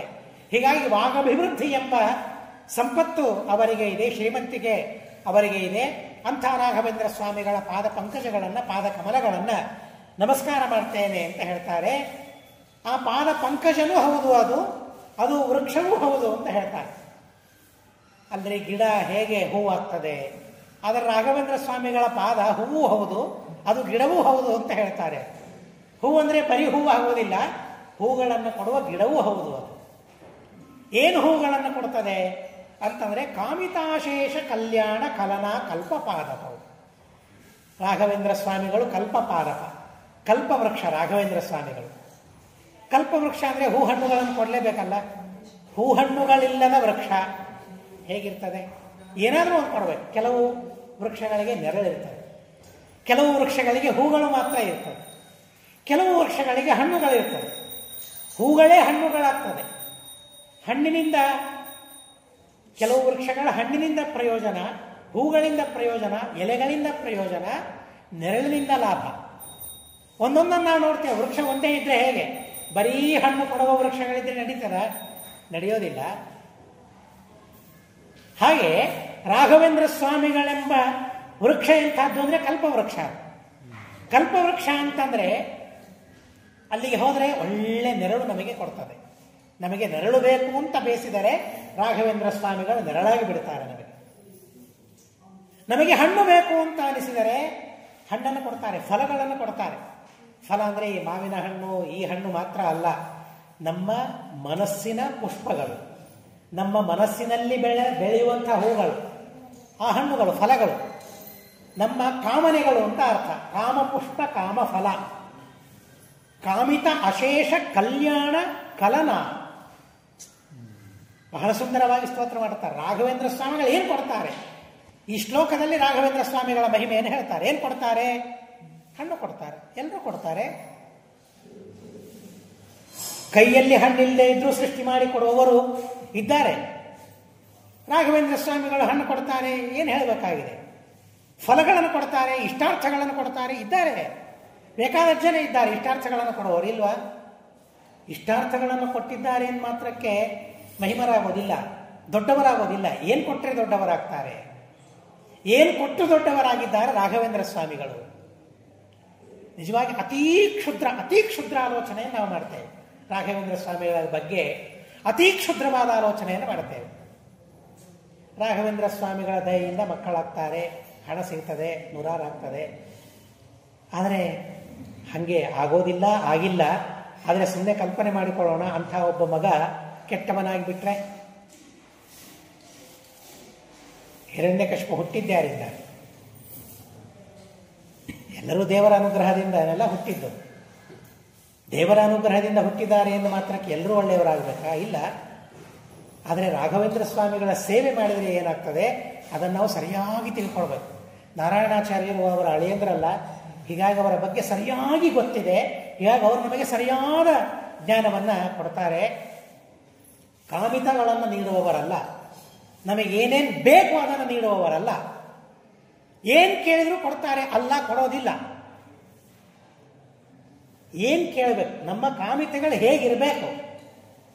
ಮಹಾಭಾರತದ ಬಗ್ಗೆ ಹೇಳ್ತಾರೆ. ಮಹಾಭಾರತದಲ್ಲಿ ಏನಿದೆ? ಎಲ್ಲವೂ ಮಹಾಭಾರತದಲ್ಲಿದೆ, ಎಲ್ಲವೂ ಮಹಾಭಾರತದಲ್ಲಿದೆ.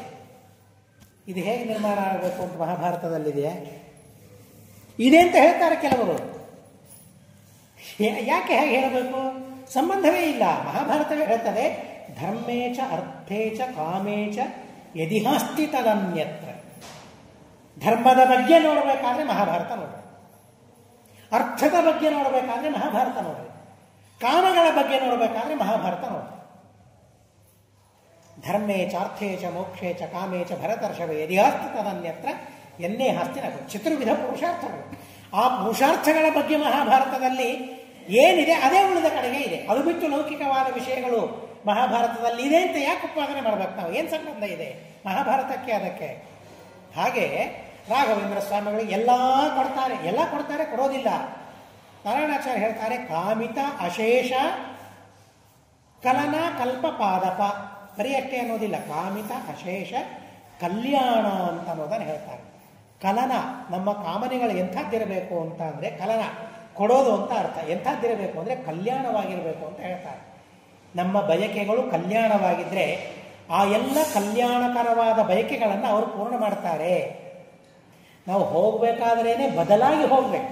ರಾಘವೇಂದ್ರ ಸ್ವಾಮಿಗಳ ಹತ್ರ ನಿಷಿದ್ಧವಾದದ್ದನ್ನು ಕೇಳೋದಕ್ಕಾಗಿ ಅವರ ಹತ್ರ ಹೋಗ್ಬೇಕಾಗಿಲ್ಲ, ನಾವು ವಿಹಿತವಾದದ್ದನ್ನು ಬೇಡೋದಕ್ಕಾಗಿ ಹೋಗ್ಬೇಕು.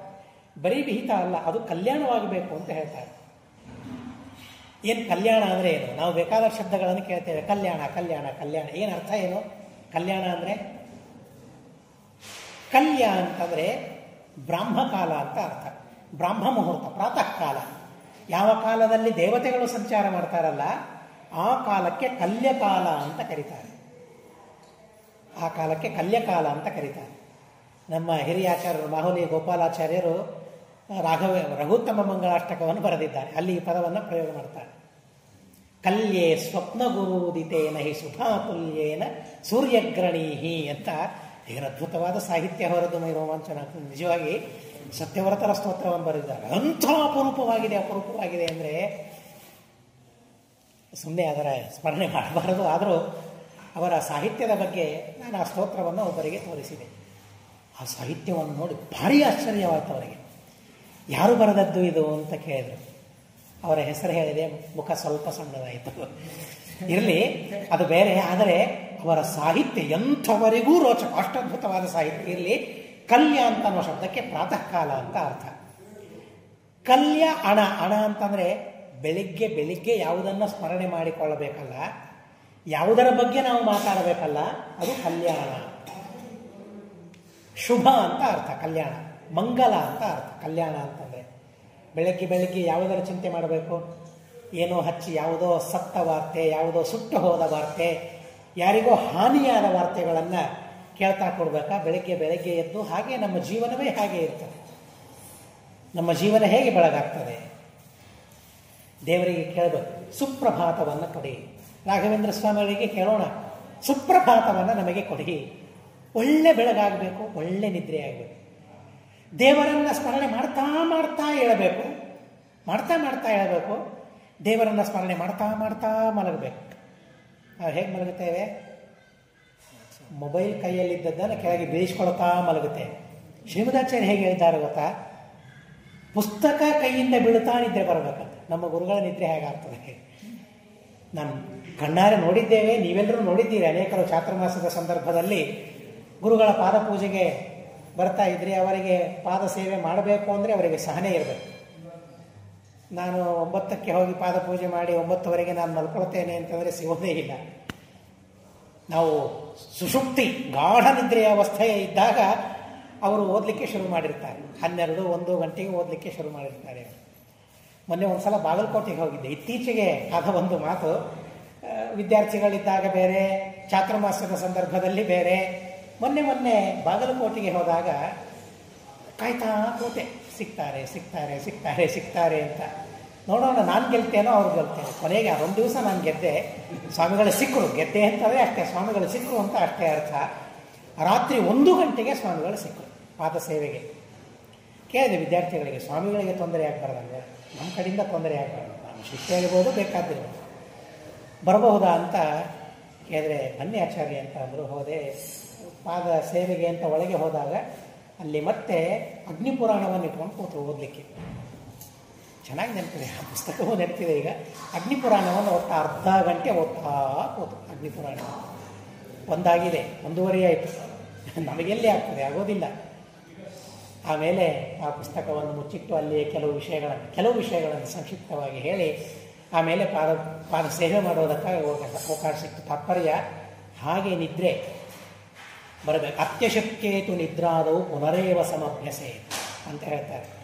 ಕೈಯಲ್ಲಿ ಪುಸ್ತಕ ಇಟ್ಕೊಂಡಿಟ್ಕೊಂಡೇನೆ ನಾವು ಯಾವಾಗ ಇಟ್ಕೊಳ್ತೇವೆ ಆಗ ನಿದ್ರೆ ಬಂದ್ಬಿಡ್ತದೆ. ಅತ್ಯಶಕ್ಯೇತು ನಿದ್ರಾದವು ಅಲ್ಲ. ನಿಮಗೆ ನಿದ್ರೆ ಬರೋದಿಲ್ಲ ಅಂತಾದರೆ ಪುಸ್ತಕ ಕೈಯಲ್ಲಿ ಇಟ್ಕೊಳ್ಳಿ ಅಂತ. ನಮ್ಮ ಬಗ್ಗೆ ಯಾರಾದರೂ ಸ್ತೋತ್ರ ಬರಿಬೇಕಾದ್ರೆ ಬರಿಬೇಕು. ನಿದ್ರೆ ಬರಬೇಕಾ? ಕೈಯಲ್ಲಿ ಪುಸ್ತಕ ಇಟ್ಕೊಳ್ಳಿ. ಅದು ಯಾವುದೋ ಪುಸ್ತಕ ಇಟ್ಕೊಂಡ್ರೆ ಬರೋದಿಲ್ಲ. ಮತ್ತೆ ಮಧ್ವಾಚಾರ್ಯ ಸರ್ವಮೂಲ ಟೀಕಾ ಇವು ಇಟ್ಕೊಂಡ್ರೆ ಬಂದ್ಬಿಡ್ತದೆ, ಬೇರೆ ಯಾವ್ದು ಇಟ್ಕೊಂಡ್ರು ಬರೋದಿಲ್ಲ ಪುಸ್ತಕ. ಅತ್ಯಶಕ್ಯೇತು ನಿದ್ರಾದವು ಪುನರೇವ ಸಮಭ್ಯಸೇತ್ ಅಂತ ಹೇಳ್ತಾರೆ. ಹಾಗೆ ಕಾಲ ಕಳಿಬೇಕು, ನಮ್ಮದು ಕಾಲ ಆಗೋದಿಲ್ಲ, ಬಹುಶಃ ಕಷ್ಟ ಅಂತ ಅನ್ನಿಸ್ತದೆ ಈ ಜನ್ಮದಲ್ಲಿ. ಆದರೆ ರಾಘವೇಂದ್ರ ಸ್ವಾಮಿಗಳಿಗೆ ಕೇಳೋಣ, ಮುಂದಿನ ಜನ್ಮ ಕೊಡಿ, ನಮಗೆ ಕೊಡ್ತಾರೆ. ಜನ್ಮ ಬಂದೇ ಬರ್ತದೆ, ಕೇಳಿದ್ರು ಬಿಟ್ಟು ಜನ್ಮ ಬಂದೇ ಬರ್ತದೆ. ಆದರೆ ಅಂಥ ಇಂಥ ಜನ್ಮ ಬೇಡ, ಕೈಯಿಂದ ಮಲಗಬೇಕಾದ್ರೆ ಕೈಯಿಂದ ಪುಸ್ತಕ ಬಿಡಬೇಕು, ಅಂಥ ಜನ್ಮವನ್ನು ಕೊಡಿ ಅಂತ ಹೇಳ್ತಾ ದೇವರನ್ನ ಸ್ಮರಣೆ ಮಾಡುತ್ತಾ ಹೇಳುವಂಥ ಜನ್ಮವನ್ನು ಕೊಡಿ ಅಂತ ಪ್ರಾರ್ಥನೆ ಮಾಡಬೇಕು. ಈ ಜನ್ಮದಲ್ಲಿ ಪ್ರಾಕ್ಟೀಸ್ ಮಾಡೋಣ, ನಾವು ಅಭ್ಯಾಸ ಮಾಡೋಣ. ಹೇಳ್ತಾ ದೇವರ ಸ್ಮರಣೆ ಆಗ್ತದೋ ಬಿಡುತ್ತದೋ, ಎದ್ಮೇಲಂತೂ ದೇವರ ಸ್ಮರಣೆಯನ್ನು ನಾವು ಅವಶ್ಯವಾಗಿ ಮಾಡೋಣ, ಮಾಡಲೇಬೇಕು. ಈ ತರಹದ ಸುಪ್ರಭಾತ, ಈ ತರಹದ ಒಳ್ಳೆ ರಾತ್ರಿ, ಶುಭರಾತ್ರಿ ಅಂತ ಹೇಳ್ತಾರಲ್ಲ, ಏನು ಶುಭರಾತ್ರಿ, ಏನು ಸುಪ್ರಭಾತ, ಏನು ಶುಭರಾತ್ರಿ, ಬರೀ ಬಾಯಿಯಲ್ಲಿ ಮಾತ್ರ ಆಯಿತು, ಜೀವನದಲ್ಲಿ ಯಾವತ್ತು ಬರೋದು ಆ ಸುಪ್ರಭಾತ ಶುಭರಾತ್ರಿಗಳು. ಏನು ಕೇಳಬೇಕು ರಾಘವೇಂದ್ರ ಸ್ವಾಮಿಗಳಿಗೆ? ಕಾಮಿತಾಶೇಷ ಕಲ್ಯಾಣ ಕಲನ ಕಲ್ಪಪಾದಪೌ, ಏನು ಕೇಳಿದ್ದು ಕೊಡ್ತೀರಿ ಅಂತ ನಿಮ್ಮ ಹಳೆಯಂದ್ರೆ ಹೇಳಿದ್ದಾರಲ್ಲ, ಅವರ ಮಾತಿನ ಮೇಲೆ ವಿಶ್ವಾಸ ಇಟ್ಟು ನಾನು ಕೇಳ್ತೇನೆ, ನಿಮಗೆ ಸುಪ್ರಭಾತವನ್ನು ನಮಗೆ ಕೊಡಿ, ಶುಭರಾತ್ರಿಯನ್ನು ನಮಗೆ ಕೊಡಿ. ಅವೆರಡೂ ಚೆನ್ನಾಗಿದ್ರೆ ಮಧ್ಯದಲ್ಲೆಲ್ಲ ಚೆನ್ನಾಗಾಗ್ಬಿಡ್ತದೆ. ಮಧ್ಯದಲ್ಲಿ ಎಲ್ಲ ಚೆನ್ನಾಗಿದ್ರೆ ಅವೆರಡು ಸರಿ ಆಗ್ತದೆ, ಅವು ಅನ್ಯೋನ್ಯಾಶ್ರಯವು. ಸುಪ್ರಭಾತ ಆಗಬೇಕಾದ್ರೆ ಬರೀ ಬೆಳಕು ಶುಭ ಆಗೋದಿಲ್ಲ, ಶುಭರಾತ್ರಿ ಆಗಬೇಕಾದ್ರೆ ಬರೀ ರಾತ್ರಿ ಶುಭವಾಗೋದಿಲ್ಲ. ಮಧ್ಯದಲ್ಲಿ ಎಲ್ಲ ಶುಭ ತುಂಬಿದ್ರೆ ಪ್ರಭಾತ ರಾತ್ರಿಗಳು ಶುಭವಾಗ್ತದೆ. ಇಲ್ಲೇ ಹೋದರೆ ಶುಭವಾಗೋದೇ ಇಲ್ಲ. ಅವೆರಡು ಕೇಳಿಬಿಟ್ರೆ ಇದೆಲ್ಲ ಕೇಳಿದಂತೆ.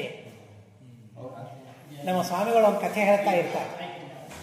ಒಬ್ಬ ಭಕ್ತನಿಗೆ ದೇವರು ಪ್ರತ್ಯಕ್ಷ ಆದ, ನಿನಗೇನು ಬೇಕು ಅಂತ ಕೇಳಿದ್ರೆ ಒಂದೇ ಕೇಳಿದ್ರೆ ಹೇಗೆ, ಎಲ್ಲ ಕೇಳಬೇಕು ಅನ್ನೋದಕ್ಕಾಗಿ ನಮ್ಮ ಮೊಮ್ಮಕ್ಕಳಿಗೆ ಇಂಥದ್ದು ಅಂಥದ್ದು ಎಲ್ಲ ಸಿಗಬೇಕು ಅಂತ ಕೇಳಿ ಅವರನ್ನು ನಾನು ನೋಡಬೇಕು ಅಂತ ಕೇಳಿದ್ದಂತೆ.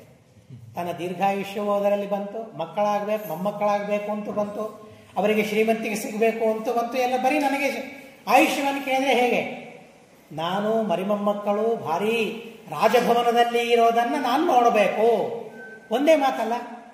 ಹಾಗೆ ಇಡೀ ದಿವಸ ಒಳ್ಳೆಯದಾಗಬೇಕು ಅಂತ ಕೇಳಿದ್ರೆ ಹೇಗೆ, ಸುಪ್ರಭಾತ ಶುಭರಾತ್ರಿ ಇವೆರಡನ್ನು ನೀವು ನಮಗೆ ಕೊಟ್ಟು ಬಿಡಿ ಅಂತ ಅಂದ್ರೆ ಇಡೀ ದಿವಸ ಒಳ್ಳೆಯದಾಗಲಿ ಅಂತ ಕೇಳಿದ ಹಾಗೇನೆ. ಇದನ್ನು ರಾಘವೇಂದ್ರ ಸ್ವಾಮಿಗಳಿಗೆ ನಾವು ಕೇಳಿದರೆ ಎಂಥ ಸಂತೋಷ, ಎಂಥ ಆನಂದ ಆಗ್ತದೆ. ಇದು ಕೇಳಬೇಕು. ಕಾಮಿತ ಅಶೇಷ ಕಲ್ಯಾಣ, ಯಾವುದ್ಯಾವುದನ್ನು ಬೆಳಿಗ್ಗೆ ನಾವು ಸ್ಮರಣೆ ಮಾಡಿಕೊಳ್ಳಬೇಕೋ, ಸ್ಮರಣೆ ಮಾಡಿಕೊಳ್ಳಲು ಯೋಗ್ಯವೋ ಅಂಥ ಅಪೇಕ್ಷೆಗಳು ನಮಗಿರಬೇಕು ಅಂತ ಹೇಳ್ತಾರೆ. ರಾಯರ ಹತ್ರ ಹೋಗ್ಬೇಕಾದ್ರೆ ಯೋಗ್ಯತೆ ಬೇಕು, ರಾಯರ ಹತ್ರ ಹೋಗ್ಬೇಕಾದ್ರೆ ಅರ್ಹತೆ ಬೇಕು. ರಾಘವೇಂದ್ರ ಅಂತ ಸ್ಮರಣೆ ಮಾಡಬೇಕಾದ್ರೆ ಆ ಶಬ್ದವನ್ನು ಉಚ್ಚಾರಣೆ ಮಾಡಬೇಕಾದ್ರೆ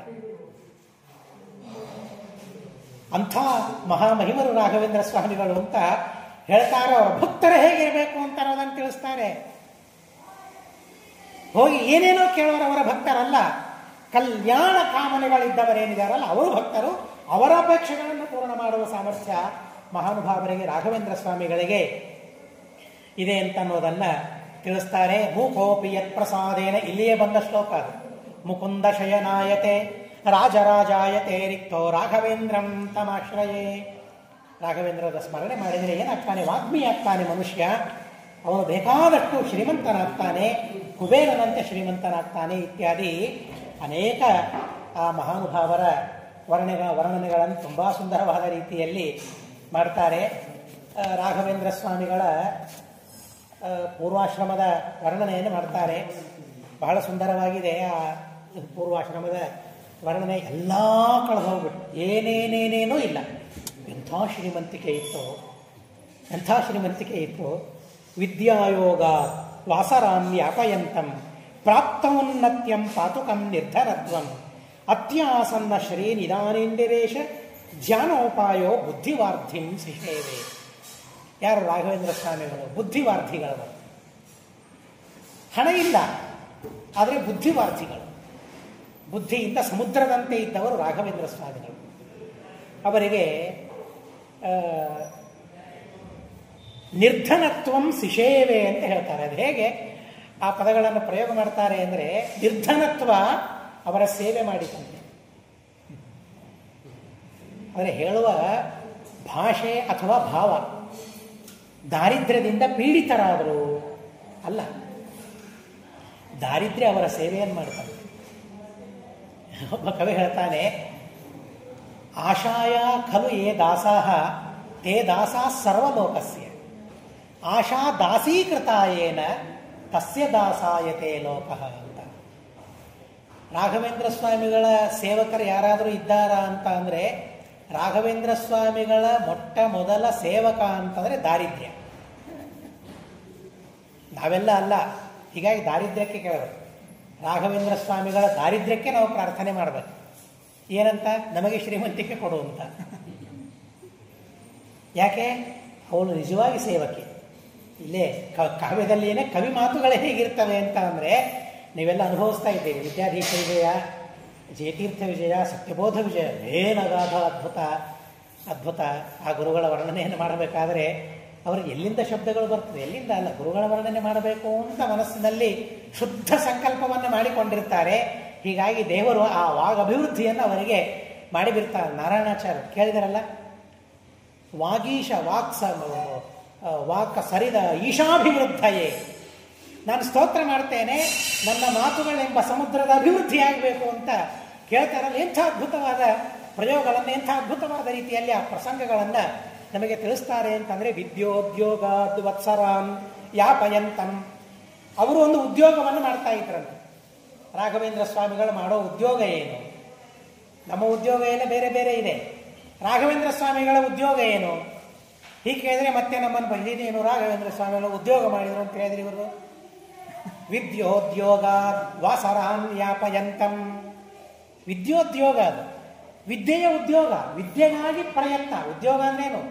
ಪ್ರಯತ್ನ ಅಂತ ಅರ್ಥ. ಉದ್ಯೋಗ ಅಂತ ಅಂದರೆ ಯಾವುದಕ್ಕಾಗಿ ಪ್ರಯತ್ನ ಮಾಡ್ತಾ ಇದ್ರು? ಕೇವಲ ವಿದ್ಯೆಗಾಗಿ ಪ್ರಯತ್ನ. ವಿದ್ಯೋದ್ಯೋಗ ವಾಸರಾನ್ ಯಾಪಯಂತಂ. ಹಗಲು ರಾತ್ರಿ ವಿದ್ಯೆಯ ಉದ್ಯೋಗ. ಅವರ ಕಥೆಗಳನ್ನು ಕೇಳಿದ್ದೀರಿ. ವಿಜಯಕಾವ್ಯದಲ್ಲಿ ಬಂದಿಲ್ಲ, ಆದರೆ ಕರ್ಣಕರ್ಣಿಯಾಗಿ ಕೇಳಿದ ಇತಿಹಾಸ.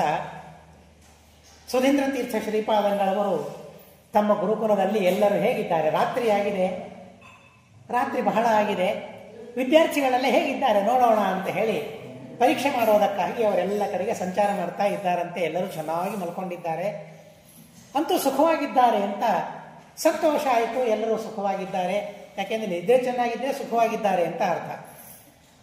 ಊಟ ಚೆನ್ನಾಗಿ ಮಾಡ್ತಾ ಇದ್ದಾರಾ ನೋಡೋದಲ್ಲ. ಸುಖವಾಗಿದ್ದಾರೆ ಅಂದರೆ ಹೇಗೆ ನೋಡಬೇಕು ಅಂದರೆ, ಚೆನ್ನಾಗಿ ಮಲ್ಕೊಂಡಿದ್ದಾರಾ, ಸುಖವಾಗಿದ್ದಾರೆ ಅಂತ ಅರ್ಥ. ಕಾಟಕೋಪನಿಷತ್ತಿನಲ್ಲಿ ಬರ್ತದೆ, ನಮ್ಮಪ್ಪ ಸಂತೋಷವಾಗಿರಬೇಕು, ಪ್ರೀತನಾಗಬೇಕು, ವರ ಕೇಳ್ತಾರೆ. ಕೇಳಿದಾಗ ಸುಖಂ ರಾತ್ರಿ ಶೈತ ಅಂತ ವರ ಕೊಡ್ತಾರೆ. ಅಂದರೆ ಸಂತುಷ್ಟನಾಗಿರ್ಬೇಕು ನನ್ನ ಮೇಲೆ ಅಂತ ವರ ಕೇಳಿದ್ರೆ, ನಿಮ್ಮಪ್ಪ ಚೆನ್ನಾಗಿ ಮಲಗುತ್ತಾನೆ ಅಂತ ವರ ಕೊಟ್ರೆ ಅವನಿಗೆ ಚೆನ್ನಾಗಿ ನಿದ್ರೆ ಬರ್ತದೆ ಅಂದರೆ ಅತೀ ಸುಖವಾಗಿದ್ದಾನೆ ಅಂತ ಅರ್ಥ ಅಲ್ವಾ? ಹೇಳಿ, ಎಲ್ರಿಗೂ ಅನುಭವಿಸಿದ್ದಾರೆ. ಚೆನ್ನಾಗಿ ನಿದ್ರೆ ಬಂದಿದೆ ಅಂತಂದ್ರೆ ಯಾವ ಚಿಂತೆಗಳು ಇಲ್ಲ ಅಂತ ಅರ್ಥ. ನಿಶ್ಚಿಂತನಾಗಿದ್ದಾನೆ, ನಮಗೆ ನಿದ್ರೆಯೇ ಇಲ್ಲ. ಹೀಗಾಗಿ ಸುಧೀಂದ್ರ ತೀರ್ಥರು ಮಕ್ಕಳು ವಿದ್ಯಾಭ್ಯಾಸಕ್ಕೆ ಬಂದಿದ್ದಾರೆ, ಸುಖವಾಗಿದ್ದಾರ ನೋಡ್ಲಿಕ್ಕೆ ಹೊರಟ್ರಂತೆ. ಯಾಕೆ? ರಾತ್ರಿ ಚೆನ್ನಾಗಿ ನಿದ್ರೆ ಬಂದರೆ ಸುಖವಾಗಿದ್ದಾರೆ ಅಂತ ಅರ್ಥ. ನೋಡ್ಲಿಕ್ಕೆ ಹೋಗ್ತಾರೆ, ಎಲ್ಲರೂ ಚೆನ್ನಾಗಿ ಮಲ್ಕೊಂಡಿರ್ತಾರೆ, ಸಂತೋಷವಾಗ್ತಾ ಇರ್ತದೆ. ಇನ್ನೊಂದು ಕಡೆಗೆ ಹೋಗ್ತಾರೆ, ರಾಘವೇಂದ್ರ ಸ್ವಾಮಿಗಳು ಪೂರ್ವಾಶ್ರಮ ವೆಂಕಟ ಭಕ್ತರು ಓದಲಿಕ್ಕೆ ಕೂತಿರ್ತಾರೆ. ಅವಾಗೇನು ಹೀಗೆ ದೀಪಗಳ ಏನು ಜೀವನ, ಎಂಥ ಅದ್ಭುತವಾದ ಜೀವನ. ನಮ್ಮ ಹಿರಿಯರು, ನೀವೇ ನೆನಪಿಸಿಕೊಂಡ್ರೆ ಗೊತ್ತು ನಿಮ್ಮ ಜೀವನ ಹೇಗೆ ಅಂತ. ನಮಗೇ ನೆನಪಿದೆ, ಇನ್ನು ನಿಮಗೆ ನೆನಪಿರ್ಲಿಕ್ಕೆ ಹೇಗೆ? ಅಸಾಧ್ಯ. ನಮ್ಮ ಸಂದರ್ಭಕ್ಕೆ ವಿದ್ಯುತ್ ದೀಪಗಳು ಬಂದಿದ್ರು ನಮ್ಮ ಮನೆಯಲ್ಲಿ ಅಷ್ಟು ಶ್ರೀಮಂತಿಕೆ ಇರಲಿಲ್ಲ, ಹೀಗಾಗಿ ದೀಪಗಳು ಇರ್ತಾ ಇರಲಿಲ್ಲ. ಹೀಗಾಗಿ ಏನೇ ಓದ್ಕೊಳ್ಬೇಕಾದ್ರೂ ದೀಪದ ಬೆಳಕಿನಲ್ಲಿ ಓದಬೇಕು, ಅಥವಾ ಬೆಳಿಗ್ಗೆನೇ ಓದಬೇಕು. ರಾತ್ರಿ ಸರಿಯಾಗಿ ನಿದ್ರೆ ಬರಬೇಕು. ಈ ಎಲ್ಲ ಬಂದು ನಿದ್ರೆಯನ್ನು ಹಾಳು ಮಾಡ್ತಾ ಇದೆ. ಅವಾಗ ಇವ್ಯಾವ ಇಲ್ಲ ನಿದ್ರೆ. ಹೀಗಾಗಿ ಓದಬೇಕಂತೆ ರಾತ್ರಿ. ಹೇಗೆ ಓದಬೇಕು? ದೀಪ ಇಲ್ಲ, ದೀಪಕ್ಕೆ ಎಣ್ಣೆ ಬೇಕು. ಎಲ್ಲಿ ಅಷ್ಟೆಲ್ಲ ಇದೆ, ಎಲ್ಲಿಂದ ತರೋದು? ಅದೆಲ್ಲ ಓದಬೇಕು ಅಂತ ಯಾರಿಗೆ ಅಪೇಕ್ಷೆ ಇರ್ತದೆ ಅವರಿಗೆ ಉಪಾಯಗಳು ತಮ್ಮಷ್ಟಕ್ಕೆ ತಾವೇ ಹೊಳೆದು ಬಿಡುತ್ತವೆ. ಬೆಳಿಗ್ಗೆ ಸಾಧ್ಯವಾದಾಗೆಲ್ಲ, ಅಥವಾ ಅಲ್ಲಲ್ಲಿರುವ ಎಲೆಗಳನ್ನು ಅಗ್ನಿಯಲ್ಲಿ ಹಾಕಬೇಕಂತೆ. ಒಂದೊಂದೇ ಎಲೆ ಹಾಕಬೇಕಂತೆ, ಖರ್ಚಾಗ್ತದೆ ಅಂತ. ಅದನ್ನು ನೋಡಿದರೆ ಜಿಪುಣ ಶೆಟ್ಟಿ ಅಂತ ಅನ್ನಿಸ್ತಾರೆ. ಅದೇನೋ ಬಂದು ಹೋಗಿಬಿಟ್ಟಿದೆ ಅಷ್ಟೇ ಆ ಮಾತು. ಆದರೆ ಒಂದೊಂದೇ ಎಲೆ ಅಗ್ನಿಯಲ್ಲಿ ಹಾಕಬೇಕಂತೆ, ಆ ಬೆಳಕಿನಲ್ಲಿ ಹೋಗಬೇಕಂತೆ. ಯಾರಿವರು? ನಾವೇನೋ ಕೇಳ್ತೀವಲ್ಲ, ಬೆಳಕಿನ ದೀಪದಲ್ಲಿ, ಬೀದಿಯ ಬೆಳಕಿನ ದೀಪದಲ್ಲಿ ಓದಿದ ವ್ಯಕ್ತಿಗಳ ಬಗ್ಗೆ ನಾವು ಕೇಳ್ತೇವೆ. ಆದರೆ ಒಂದೊಂದು ಎಲೆಯನ್ನು ಹಾಕಿ ಬೆಳಕು ಮಾಡಿಕೊಂಡು ಓದಿದ ರಾಘವೇಂದ್ರ ಸ್ವಾಮಿಗಳ ಬಗ್ಗೆ ಎಷ್ಟು ಜನರಿಗೆ ಪರಿಚಯ ಇದೆ? ಒಂದೊಂದು ಎಲೆ ಹಾಕ್ಕೊಂಡು ಓದ್ತಾ ಇದ್ದಾರಂತೆ. ನೋಡಿದ್ರು ಸುಧೀಂದ್ರ ತೀರ್ಥರು, ನೋಡಿ ಆಶ್ಚರ್ಯವಾಯಿತು, ಸಂತೋಷವಾಯಿತು. ಇವರೆಲ್ಲ ನಮಗೆ ಬೇಕು, ಇವರೆಲ್ಲ ಮುಂದೆ ಯತಿಗಳಾಗಬೇಕು ಅಂತ ಆಲೋಚನೆ ಮಾಡಿದರಂತೆ. ಹಾಗೆ ಅವರ ವಿದ್ಯಾಭ್ಯಾಸ ಅವರಿಗೆ ಇತ್ತು. ವಿದ್ಯೋದ್ಯೋಗಾದ್ವಾಸರಾನ್ಯಾಪಯಂತಂ, ವಿದ್ಯೋದ್ಯೋಗದಿಂದ ಆ ಪ್ರಯತ್ನದಿಂದಲೇ ಪ್ರತಿ ದಿವಸ ಅದಕ್ಕಾಗೇನೆ ಕಳೆಯೋದಂತೆ. ವಿದ್ಯೋದ್ಯೋಗದಿಂದ ಪ್ರಾಪ್ತೌನ್ನತ್ಯಂ ಪಾತುಕಂ ನಿರ್ಧನತ್ವಂ. ಲಕ್ಷ್ಮೀದೇವಿಗೆ ಸಿಟ್ಟು ಬಂತಂತೆ. ಯಾಕೆ? ಸಹಜ, ವಿದ್ಯೆ ಇದ್ದಲ್ಲಿ ಲಕ್ಷ್ಮಿ ಇರೋದಿಲ್ಲ, ವಿದ್ಯೆ ಇದ್ದಲ್ಲಿ ಲಕ್ಷ್ಮಿ ಇರೋದಿಲ್ಲ. ಸುಮ್ಮನೆ ಒಬ್ಬ ಕವಿ ಈ ಮಾತನ್ನು ತುಂಬ ಸುಂದರವಾಗಿ ಹೇಳ್ತಾನೆ. ನಾನು ಸರಸ್ವತಿ ತನ್ನ ಸೊಸೆಗೆ ಲಕ್ಷ್ಮೀದೇವಿ ಕೇಳ್ತಾಳಂತೆ. ಸುಮ್ಮನೆ ಸಂವಾದ ಮಾತ್ರ ಅದು ಹಾಗೆ ನಡೆದಿದೆ ಅಂತ ತಿಳ್ಕೊಳ್ಳೋದು ಬೇಡ. ಲಕ್ಷ್ಮೀದೇವಿ ತನ್ನ ಸೊಸೆಗೆ ಕೇಳ್ತಾಳಂತೆ, ಮತ್ತೆ ಯಾಕೆ ನೀನು ಬ್ರಾಹ್ಮಣರ ಹತ್ರ ಇರೋದಿಲ್ಲ? ಬಹುಶಃ ನಮ್ಮನ್ನು ನೋಡಿದ್ರೆ ಕೇಳ್ತಾ ಇರಲಿಲ್ವೇನೋ ಲಕ್ಷ್ಮೀದೇವಿ. ಈಗ ಯಾಕೆ ಸುಮ್ಮನೆ ಕೇಳಿದೆ ಯಾವಾಗ ಅಂತ ಅಂದ್ಕೊಳ್ತಾಳೇನು, ಅಥವಾ ತಿದ್ಕೊಳ್ತಾಳೆ. ಈಗಿನವರಲ್ಲ ಆಗಿನವರು ಅಂತ ಅದನ್ನು ಸಣ್ಣದಾಗಿ ತಿದ್ಕೊಳ್ಬಹುದೇನೋ ಲಕ್ಷ್ಮೀದೇವಿ. ಹಾಗೆ ಲಕ್ಷ್ಮೀದೇವಿ ಸರಸ್ವತಿ ದೇವಿ ಕೇಳ್ತಾಳಂತೆ, ಮತ್ತೆ ನೀನು ಯಾಕೆ ಬ್ರಾಹ್ಮಣರ ಹತ್ರ ಇರೋದಿಲ್ಲ ಅಂತಂದಾಗ ಕೆಲವು ಕಾರಣವನ್ನು ಅವಳು ಕೊಡ್ತಾಳಂತೆ. ಗೇಹಮ್ಮೆ, ಮೊದಲಿನಿಂದ ನನಗೆ ನೆನಪಾಗ್ತಾ ಇಲ್ಲ, ಗೇಹಮ್ಮೆ ಛೇದಯಂತಿ ಪ್ರತಿ ದಿವಸ ಮುಮಾಕಾಂತ ಪೂಜಾ ನಿಮಿತ್ತಂ. ಪ್ರತಿನಿತ್ಯ ರುದ್ರದೇವರ ಪೂಜೆ ಮಾಡಬೇಕು ಅಂತ ಹೇಳಿ ನನ್ನ ಮನೆಯನ್ನೇ ಕಡ್ದಾಕ್ಬಿಡ್ತಾರೆ ಇವರು. ಲಕ್ಷ್ಮೀದೇವಿಗೆ ಕೇಳೋದು, ಸರಸ್ವತಿ ದೇವಿ ಅತ್ತೆಗೆ ಕೇಳೋದು, ಉಲ್ಟಾ ವಿಪರೀತ. ಯಾಕೆ ಸರಸ್ವತಿ ನಾನಿದ್ದಲ್ಲಿ ನೀನು ಯಾಕೆ ಇರೋದಿಲ್ಲ ಅಂತ ಕೇಳಿದ ಲಕ್ಷ್ಮೀದೇವಿ ಹೇಳ್ತಾಳಂತೆ, ಗೇಹಮ್ಮೆ ಛೇದಯಂತಿ ಪ್ರತಿ ದಿವಸ ಉಮಾಕಾಂತ ಪೂಜಾ ನಿಮಿತ್ತಂ. ನನ್ನ ಮನೆ ಯಾವುದಲ್ಲ? ಕಮಲ. ಲಕ್ಷ್ಮೀದೇವಿಯಲ್ಲಿ ಇರ್ತಾಳೆ, ಕಮಲದಲ್ಲಿ ಇರ್ತಾಳೆ. ಆ ಕಮಲವನ್ನು ಕಿತ್ತಿ ಬಿಡ್ತಾರೆ, ಕೀಳಿ ಬಿಡ್ತಾರೆ ಇವರು. ಯಾಕೆ? ರಮಾಪತಿ ಪೂಜೆ ಮಾಡೋದಕ್ಕಾಗಿ ತೆಗೆದ್ರು ಒಂದೇ ಅಡ್ಡಿ ಇಲ್ಲ, ಉಮಾಪತಿ ಪೂಜೆ ಮಾಡೋದಕ್ಕಾಗಿ ನನ್ನ ಮನೆಯನ್ನೇ ಕಡ್ದಾಕ್ಬಿಡ್ತಾರೆ ಬ್ರಾಹ್ಮಣರಿವರು. ಆಬಾಲ್ಯಾತ್ ವಿಪ್ರವರ್ಯೈಹಿ, ಬಾಲಕರಾಗಿದ್ದಾಗಿಂದ ವೈರಿಣೀಂ ಧಾರಯಂತಿ. ಆಬಾಲ್ಯಾತ್ ವಿಪ್ರವರ್ಯೈಹಿ, ಪ್ರತಿ ದಿವಸವೂ ಕೂಡ ವೈರಿಣೀಂ ಧಾರಯಂತಿ, ನನ್ನ ವೈರಿಯಾದ ಸರಸ್ವತಿಯನ್ನು ಧಾರಣೆ ಮಾಡ್ತಾರೆ, ವಿದ್ಯೆಯನ್ನು ಓದ್ತಾ ಇರ್ತಾರೆ. ಅಂದರೆ ಬ್ರಾಹ್ಮಣರ ಜೀವನವನ್ನು ಅಲ್ಲಿ ಆ ಲಕ್ಷ್ಮೀದೇವಿ ಹೇಳ್ಬಿಡ್ತಾರೆ. ಬಹುಶಃ ಅದು ಬ್ರಾಹ್ಮಣರ ಜೀವನದ ವೈಭವವನ್ನು ಲಕ್ಷ್ಮೀದೇವಿ ಆ ಮೂಲಕ ಹೇಳ್ತಾ ಇದ್ದಾಳೆ ಅಂತ ನಾವು ತಿಳಿಯಬಹುದು. ಬ್ರಾಹ್ಮಣರು ಹೇಗಿರ್ತಾರೆ ಅಂದರೆ ಆ ಬಾಲ್ಯ ವಿಪ್ರವರ್ಯೈಹಿ, ಪ್ರತಿನಿತ್ಯ ಆ ಬ್ರಾಹ್ಮಣರು ವಿದ್ಯೆಯನ್ನು ಧಾರಣೆ ಮಾಡ್ತಾರೆ, ನನ್ನ ವೈರಿಯಾದ ಸರಸ್ವತಿಯನ್ನು ಧಾರಣೆ ಮಾಡ್ತಾರೆ. ತಸ್ಮಾತ್ ಖಿನ್ನ ಸದಾಹಂ ದ್ವಿಜ ಕುಲ ಸದನಂ ನಾಥ ನಿತ್ಯಂ ತ್ಯಜಾಮಿ. ಬಹುಶಃ ಅದು ದೇವರೇ ಲಕ್ಷ್ಮಿಗೆ ಕೇಳಿದಂತೆ, ಯಾಕೆ ನೀನಿರೋದಿಲ್ಲ ವಿದ್ಯಾವಂತರ ಹತ್ರ ಅಂತಂದರೆ ಈ ಕಾರಣವನ್ನು ಲಕ್ಷ್ಮೀದೇವಿ ಕೊಡ್ತಾಳಂತೆ. ಆ ಝಲಕ್ ಎಲ್ಲಿ ಕಾಣಿಸ್ತದೆ, ಆ ಛಾಯೆ ಇಲ್ಲಿ ಕಾಣಿಸ್ತದೆ, ಅಥವಾ ಕಾಲ ವ್ಯತ್ಯಾಸ ಆಗಿದ್ರೆ ಇದು ಅಲ್ಲಿ ಇದೆ ಅಂತ ನಾವು ತಿಳಿಯಬಹುದು. ವಿದ್ಯೋದ್ಯೋಗಾದ್ ವಾಸರಾನ್ಯಾಪಯಂತಂ ಪ್ರಾಪ್ತೌನ್ನತ್ಯಂ. ಔನ್ನತ್ಯವನ್ನು ಮನುಷ್ಯ ಪಡೆಯೋದು ಹೇಗೆ? ನಾನು ಕಾವ್ಯವನ್ನು ಪ್ರಾರಂಭ ಮಾಡುವಾಗ ಒಂದು ಮಾತನ್ನು ಹೇಳಿದ್ದೆ. ಅದು ಕವಿಗಳೇ ಹೇಳಿದ ಮಾತು. ಅದು ಕಾವ್ಯ ಲಕ್ಷಣಗಳಲ್ಲಿ ಹೇಳಿದ ಮಾತು. ಯಾವುದನ್ನು ಕಾವ್ಯದಿಂದ ಏನು ಲಾಭ? ಕಾವ್ಯಂ ಯಶಸ್ಸೆ, ಅರ್ಥಕತೆ, ವ್ಯವಹಾರವಿದೆ, ಶಿವೇತರಕ್ಷಿತಯೇ, ಸದ್ಯಪರ ನಿರ್ವೃತಯೇ, ಕಾಂತಾ ಸಂಹಿತತೆಯ ಉಪದೇಶ ವಿಷಯ. ಅದನ್ನೆಲ್ಲ ತಿಳಿಯೋದು ಬೇಡ ಈಗ. ಕಾವ್ಯ ವ್ಯವಹಾರವಿದೆ, ಕಾವ್ಯಂ ವ್ಯವಹಾರವಿದೆ. ವ್ಯವಹಾರ ಕಲಿಯೋದಕ್ಕಾಗಿ ಕಾವ್ಯ ಅಂತ ಹೇಳ್ತಾರೆ. ಅದು ಆ ಲಕ್ಷಣ ಹೇಳುವವನ ಅಭಿಪ್ರಾಯ ಏನಿದೆ ಗೊತ್ತಿಲ್ಲ, ಆದರೆ ನನ್ನ ಅಭಿಪ್ರಾಯ ಮಾತ್ರ ಬರೀ ವ್ಯವಹಾರ ಅಲ್ಲ, ಲೌಕಿಕ ವ್ಯವಹಾರ ಅಲ್ಲ, ಧಾರ್ಮಿಕ ವ್ಯವಹಾರ, ಧರ್ಮಗಳ ವ್ಯವಹಾರ, ಎಲ್ಲ ವ್ಯವಹಾರ ಅಂದರೆ ಔನ್ನತ್ಯವನ್ನು ಹೇಗೆ ಪಡಿಬೇಕು, ಔನ್ನತ್ಯವನ್ನು ಪಡೆಯೋದಕ್ಕಾಗಿ ನಮ್ಮ ವ್ಯವಹಾರ ಹೇಗೆ ಇರಬೇಕು. ಕಾವ್ಯ ಕಲಿಸ್ತದೆ ಪ್ರಾಪ್ತ ಔನ್ನತ್ಯಂ. ಔನ್ನತ್ಯವನ್ನು ಪಡೆಯೋದು ಹೇಗೆ? ಲಕ್ಷಾಧಿಪತಿಯಾಗಿ ಉನ್ನತರಾಗೋದಲ್ಲ, ಕೋಟ್ಯಾಧಿಪತಿಯಾಗಿ ಉನ್ನತರಾಗೋದಲ್ಲ, ಔನ್ನತ್ಯವನ್ನು ಪಡೆಯೋದಲ್ಲ. ವಿದ್ಯೋದ್ಯೋಗ, ಔನ್ನತ್ಯ ಉದ್ಯೋಗದಿಂದ ಮನುಷ್ಯನಿಗೆ ಸಿಗ್ತದೆ. ಉನ್ನತವಾದ ಹುದ್ದೆ, ಉನ್ನತವಾದ ಸ್ಥಾನ, ನೂರಾರು ಜನರಿಗೆ ಪರಿಚಿತರಾಗಬೇಕು, ದೊಡ್ಡ ಸಿಂಹಾಸನ ತನಗಾಗಿರಬೇಕು. ಇದೆಲ್ಲ ಯಾವುದರಿಂದ ಸಾಧ್ಯ? ಲೌಕಿಕವಾದ ಉದ್ಯೋಗದಿಂದ ಸಾಧ್ಯ. ಆದರೆ ದೇವರ ಮನಸ್ಸಿನಲ್ಲಿ ನಾವಿರಬೇಕಾದ್ರೆ, ಆ ಔನ್ನತ್ಯವನ್ನು ಪಡಿಬೇಕಾದ್ರೆ ವಿದ್ಯೋದ್ಯೋಗ ಅಂತ ಹೇಳ್ತಾರೆ. ಔನ್ನತ್ಯವನ್ನು ಪಡೆದಿದ್ರು ರಾಯರು. ಹೇಗೆ ಔನ್ನತ್ಯವನ್ನು ಪಡಿಬೇಕು ಅಂದರೆ, ನಾವು ವಿದ್ಯೆಯನ್ನು ಗಳಿಸಿದಷ್ಟು ಔನ್ನತ್ಯವನ್ನು ಪಡಿತೇವೆ ಹೊರತು ಹಣ ಗಳಿಸಿದಷ್ಟು ಔನ್ನತ್ಯವನ್ನು ಪಡೆಯೋದಿಲ್ಲ. ಕವಿಗಳ ದೃಷ್ಟಿಯಲ್ಲಿ ಅದು ಅವನತಿಯೇ ಹೊರತು ಅದು ಔನ್ನತ್ಯ ಅಲ್ಲವೇ ಅಲ್ಲ. ಔನ್ನತ್ಯ ಅಲ್ವೇ ಅಲ್ಲ. ಹೌದು, ಆ ಹಣವನ್ನು ಪಡೆದು ಅದನ್ನು ಧರ್ಮಕ್ಕಾಗಿ ನಾವು ವಿನಿಯೋಗಿಸ್ತಾ ಇದ್ರೆ ಅದು ಹಣದಿಂದ ಔನ್ನತ್ಯ ಬಂದಂತೆ ಅಲ್ಲ. ಅದು ಆ ಹಣದ ಸಂಪಾದನೆ ಆದಮೇಲೆ ನಾವು ಧರ್ಮ ಮಾಡ್ತೀವಲ್ಲ, ಆ ಧರ್ಮದಿಂದ ಔನ್ನತ್ಯ ಬಂದಂತೆ ಅದು. ರಾಘವೇಂದ್ರ ಸ್ವಾಮಿಗಳು ಔನ್ನತ್ಯವನ್ನು ಹೇಗೆ ಪಡೆದ್ರು, ಹೇಗೆ ದೊಡ್ಡವರಾದರು, ಇದೊಂದು ವ್ಯವಹಾರ. ಅದನ್ನು ಕಲಿಸ್ತಾ ಇದೆ ಕಾವ್ಯ. ವಿದ್ಯೋದ್ಯೋಗ ಅದು ವತ್ಸರಾನ್ಯಾಪಯಂತಂ ಪ್ರಾಪ್ತ ಉನ್ನತಿ. ಪ್ರತಿ ನಿತ್ಯ ವಿದ್ಯೋದ್ಯೋಗ ಮನುಷ್ಯನಿಗಿರಬೇಕು ಅಂತ ಹೇಳ್ತಾರೆ. ಆದ್ದರಿಂದ ಏನೇ ಆಗಲಿ ಬಿಡಲಿ 20 ನಿಮಿಷ ವಿದ್ಯಾಧೀಶ ವಿಜಯ ಮಾಡೋಣ ಅಂತ ಮಾಡ್ತಾ ಇದ್ದಾರೆ. ಮಕ್ಕಳೆಲ್ಲ ತುಂಬ ಸಂತೋಷದಿಂದ ಕೇಳ್ತಾರೆ. ಹೀಗಾಗಿ ನನಗೆ ಅವರ ಉತ್ಸಾಹವನ್ನು ನೋಡಿ ಬಿಡ್ಲಿಕ್ಕಾಗ್ತಾ ಇಲ್ಲ. ಹಿರಿಯರೂ ಸಹ 1 ವರ್ಷ ಆಯಿತು ಇಲ್ಲಿ ಸಂಕಲ್ಪ ಮಾಡಿದ್ದು. ಮಧ್ಯ ಮಧ್ಯದಲ್ಲಿ ಅನೇಕ ವಿಘ್ನಗಳು ಬಂದಿದೆ, ತೊಂದರೆ ಬಂದಿದೆ, ನಾನೇ ಬಿಟ್ಟೆ ಕೆಲವು ಸಲ. ಆಯಿತು, ಗುರುಗಳ ಅನುಗ್ರಹದಿಂದ ಪ್ರಾರಂಭವಾಗಿದೆ. ಅದೇನಿದೆಯಲ್ಲ ಅದು ಜೀವನವನ್ನು ನಮಗೀಗ ಗೊತ್ತಾಗೋದಿಲ್ಲ. ಅದು ಸಣ್ಣವರಿದ್ದಾಗ ಗೊತ್ತಾಗೋದಿಲ್ಲ. ಯಾಕೆಂದರೆ ನಾವೇ ಸಾಕ್ಷಿಗಳದಕ್ಕೆ, ದೊಡ್ಡವರೇ ಸಾಕ್ಷಿ.